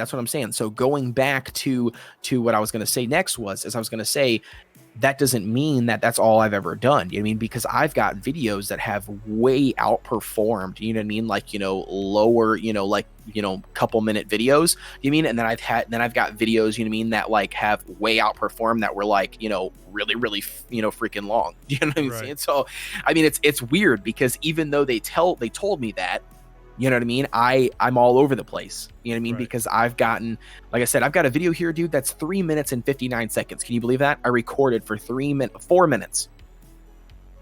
And I dropped a video on it. And it literally has pushed, what, 96.9%. So 60 something likes, 2,371 views, 13 comments on the video. Let me see what the statistics are on here. I've picked up 37 subscribers on that video. My revenue is like tripled compared to what the other one was. My reach is only 11%, so the reach was down a little bit, not by much. My average percentage viewed also was down a little bit. So I mean, I don't know. I mean, it does show that it's a little bit down. It wasn't shown to as many people. So I guess maybe YouTube did hinder that one. But I just think it's crazy how, like, a video like that, 4 minutes long, can produce, in my opinion, more revenue than a video that produces, or, that you put your heart and soul that in. doesn't shock me, though, because it just depends, on who. People, like, even advertisers can target specific videos, so I don't know what the video but do is they, or anything, but can you even put, I don't even think they can put an ad on your video if it's less than 5 minutes, can you? I don't know. I thought you could. I don't know why they couldn't. Well, I thought there were certain milestones. Maybe not like, mid rolls. Put an ad. I thought you couldn't do mid rolls on a video less than 5 minutes. Maybe that's what it is. So you could still put but you still would have a pre-roll ad and you could have an end roll ad. End roll ad. Yeah. Or you could also still have the display ads on the right-hand side. People can buy sponsor for that. You can also have the on overlay display ads that sometimes you'll see on videos in the bottom section of the video. Yeah, but let me ask you this. Speaking of ads, do you, I don't know if you want to disclose that or not, but like, how do you run that on your channel? Like, are you pretty much like a minimal ad guy, or you enable whatever's there? I just have whatever the normal is added. I think I left Gotcha. mid-rolls on. I don't think I turned them off on my channel. Right. Which could be hurt my average view duration, but to be honest, it's so bad I don't think it's because of mid-roll ads.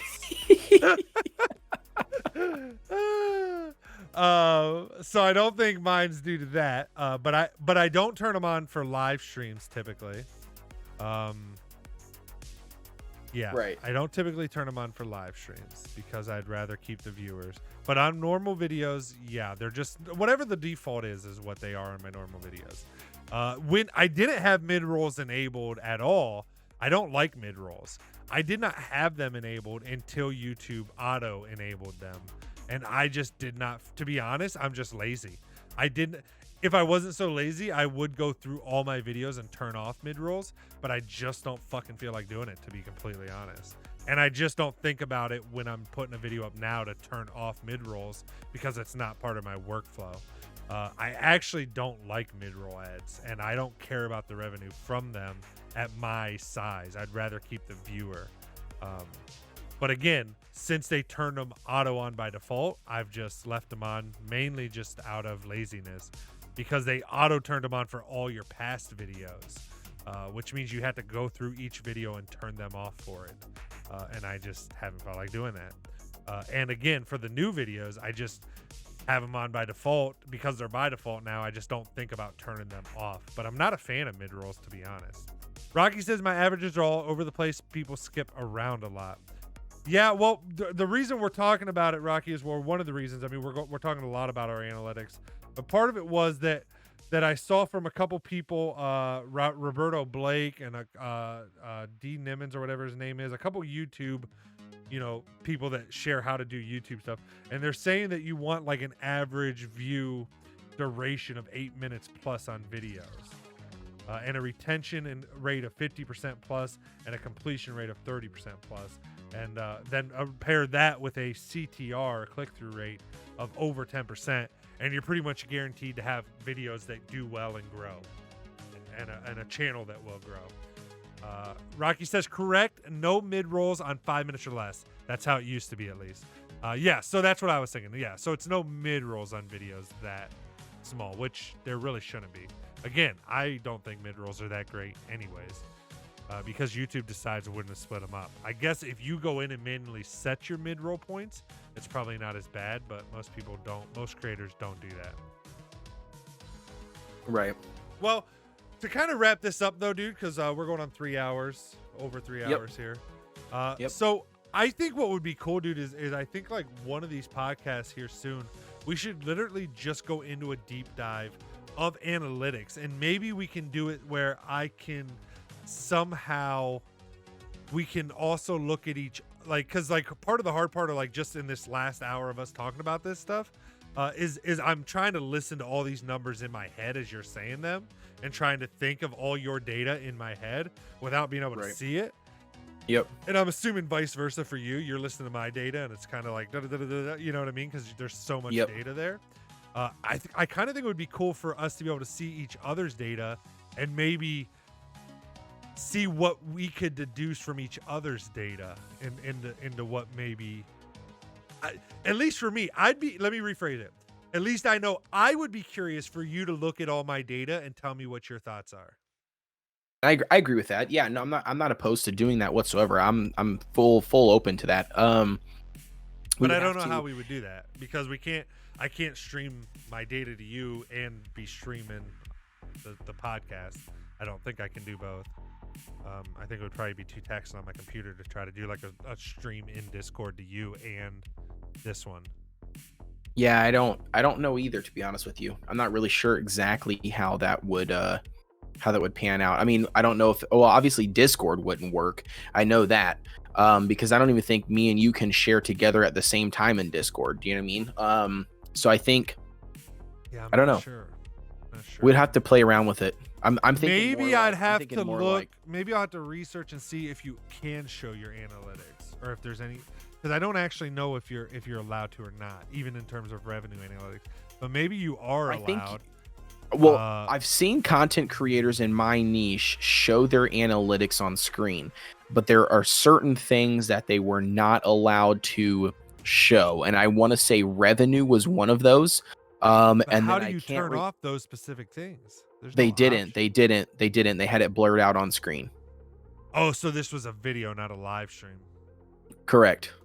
Yeah. Correct. And so they basically recorded whatever the video was about, you know, with their analytics, or normally they're like what they call, you know, those transparency videos, you know what I mean? Where they're Right, like, right. you know, I just want to be 100% honest with you guys. You know, thank you guys very much, but check this out, you know, whatever, you know, videos. And they always just have that spot blurred out, or like, you know, completely white out. Like they put like a white rectangle box or something over top of it, so you can't see it. And obviously, like, they don't shift screens. You know what I'm saying? Like they don't fuck it up. You know what I mean? They purposely know what they're doing. You know, they're on the screen they're supposed to be on right away, and that's it. Rocky says, "Oh, that's all way diff for how to." Rocky says, "Don't show revenue. That's a biggie." Okay. Yeah, I guess I'll have to figure it out then. Because that's gonna be. Can you add managers? Yes, you I can guess to your I- channel. I was gonna You say, can maybe also I can just add you can to where also then add. you can go in and look at my data. Yeah, at the same time you're looking at it. Yeah, you can also, you don't have to even add me as a manager. You can also add me as like a viewer, where like I can't change or do anything. All I can do is view. You can do that. View the data. Okay. Yep. Well, Yep. maybe There's that's different the roles. option. It's actually pretty Yeah, cool. You can set up different roles. Maybe that would be the way we'd have to do it. But I just think that would be a cool podcast of just us going through each other's and our own, like we were doing tonight, but also to be able to see each other's, and maybe like the goal for the podcast would be, could we come away with 3 things for each of our channels between the two of us to improve on our channels, to take them like to the next level, kind of, you know what I mean? Yep. Like by using the you know, the analytic data, like what 3 things could we come up with for each of our channels to focus on, you know, to grow to the next step or whatever. That could be I just think that could be a cool thing. Maybe, I don't know, maybe it would suck, but you have to let me know what you think on it. But yeah, no, for sure. with that said, I think that's where we wrap up this podcast, if you're okay with that. Codations, anything you want to, now that you know that we have like 3,500 subscribers on Apple Podcasts, supposedly listen to this. Do you want to plug any of your socials or your YouTube channel? Of or course, anything here at the 100% end of the I do. podcast, man? Yeah, man, 100% I do. You know, obviously, Derek, as always, thank you for featuring me on the podcast. It is an absolute pleasure. And to anybody out there that is listening, if you are into mobile games whatsoever, we cover a wide variety of mobile games on my channel, and you can find me at Codations on YouTube, and I am also on like social media platforms like Twitter. I have a Discord for the channel, so hop over there. You can find that in the link of any of my descriptions on my videos. And then not only that, obviously from Derek as well. So thank you very much, Derek, for having me, and that's going to be it. Yep, and just for everybody, that's Codations, Kodeations. And then also, you can find all of my stuff at OMG It's Derek pretty much everywhere. YouTube.com/OMG It's Derek. Facebook/OMG It's Derek. Twitch, OMG It's Derek.tv. Yeah, basically just do a search, or if you just actually, the easiest way is just go to my website, OMGIt'sDerek.com. That has links to all my socials, all my work, the podcast, the vlogs, the videos, my photography, everything. OMGIt'sDerek.com. Thank you guys so much for tuning in. As always, Rocky says, catch you next time. Maybe when I get back to uploading, we can find some common ground and collab. Hell yeah, dude. Even if it's just me coming out and doing a visit in Tennessee again, because I haven't been there in a couple months and I would love to come back out there. Thanks so much, everybody, for tuning in. We hope you guys had a great time. Thank you guys for joining us. We appreciate it. If you are watching this on Apple or wherever, Spotify, listening to this at a later time, yo, find us on the social webs. Find us on Twitch, on YouTube, somewhere, and just say hi. We'd both appreciate that very much. I know Codations would too. It's just cool to connect with people listening. But thank you guys so much again, and until next time, peace out, everybody.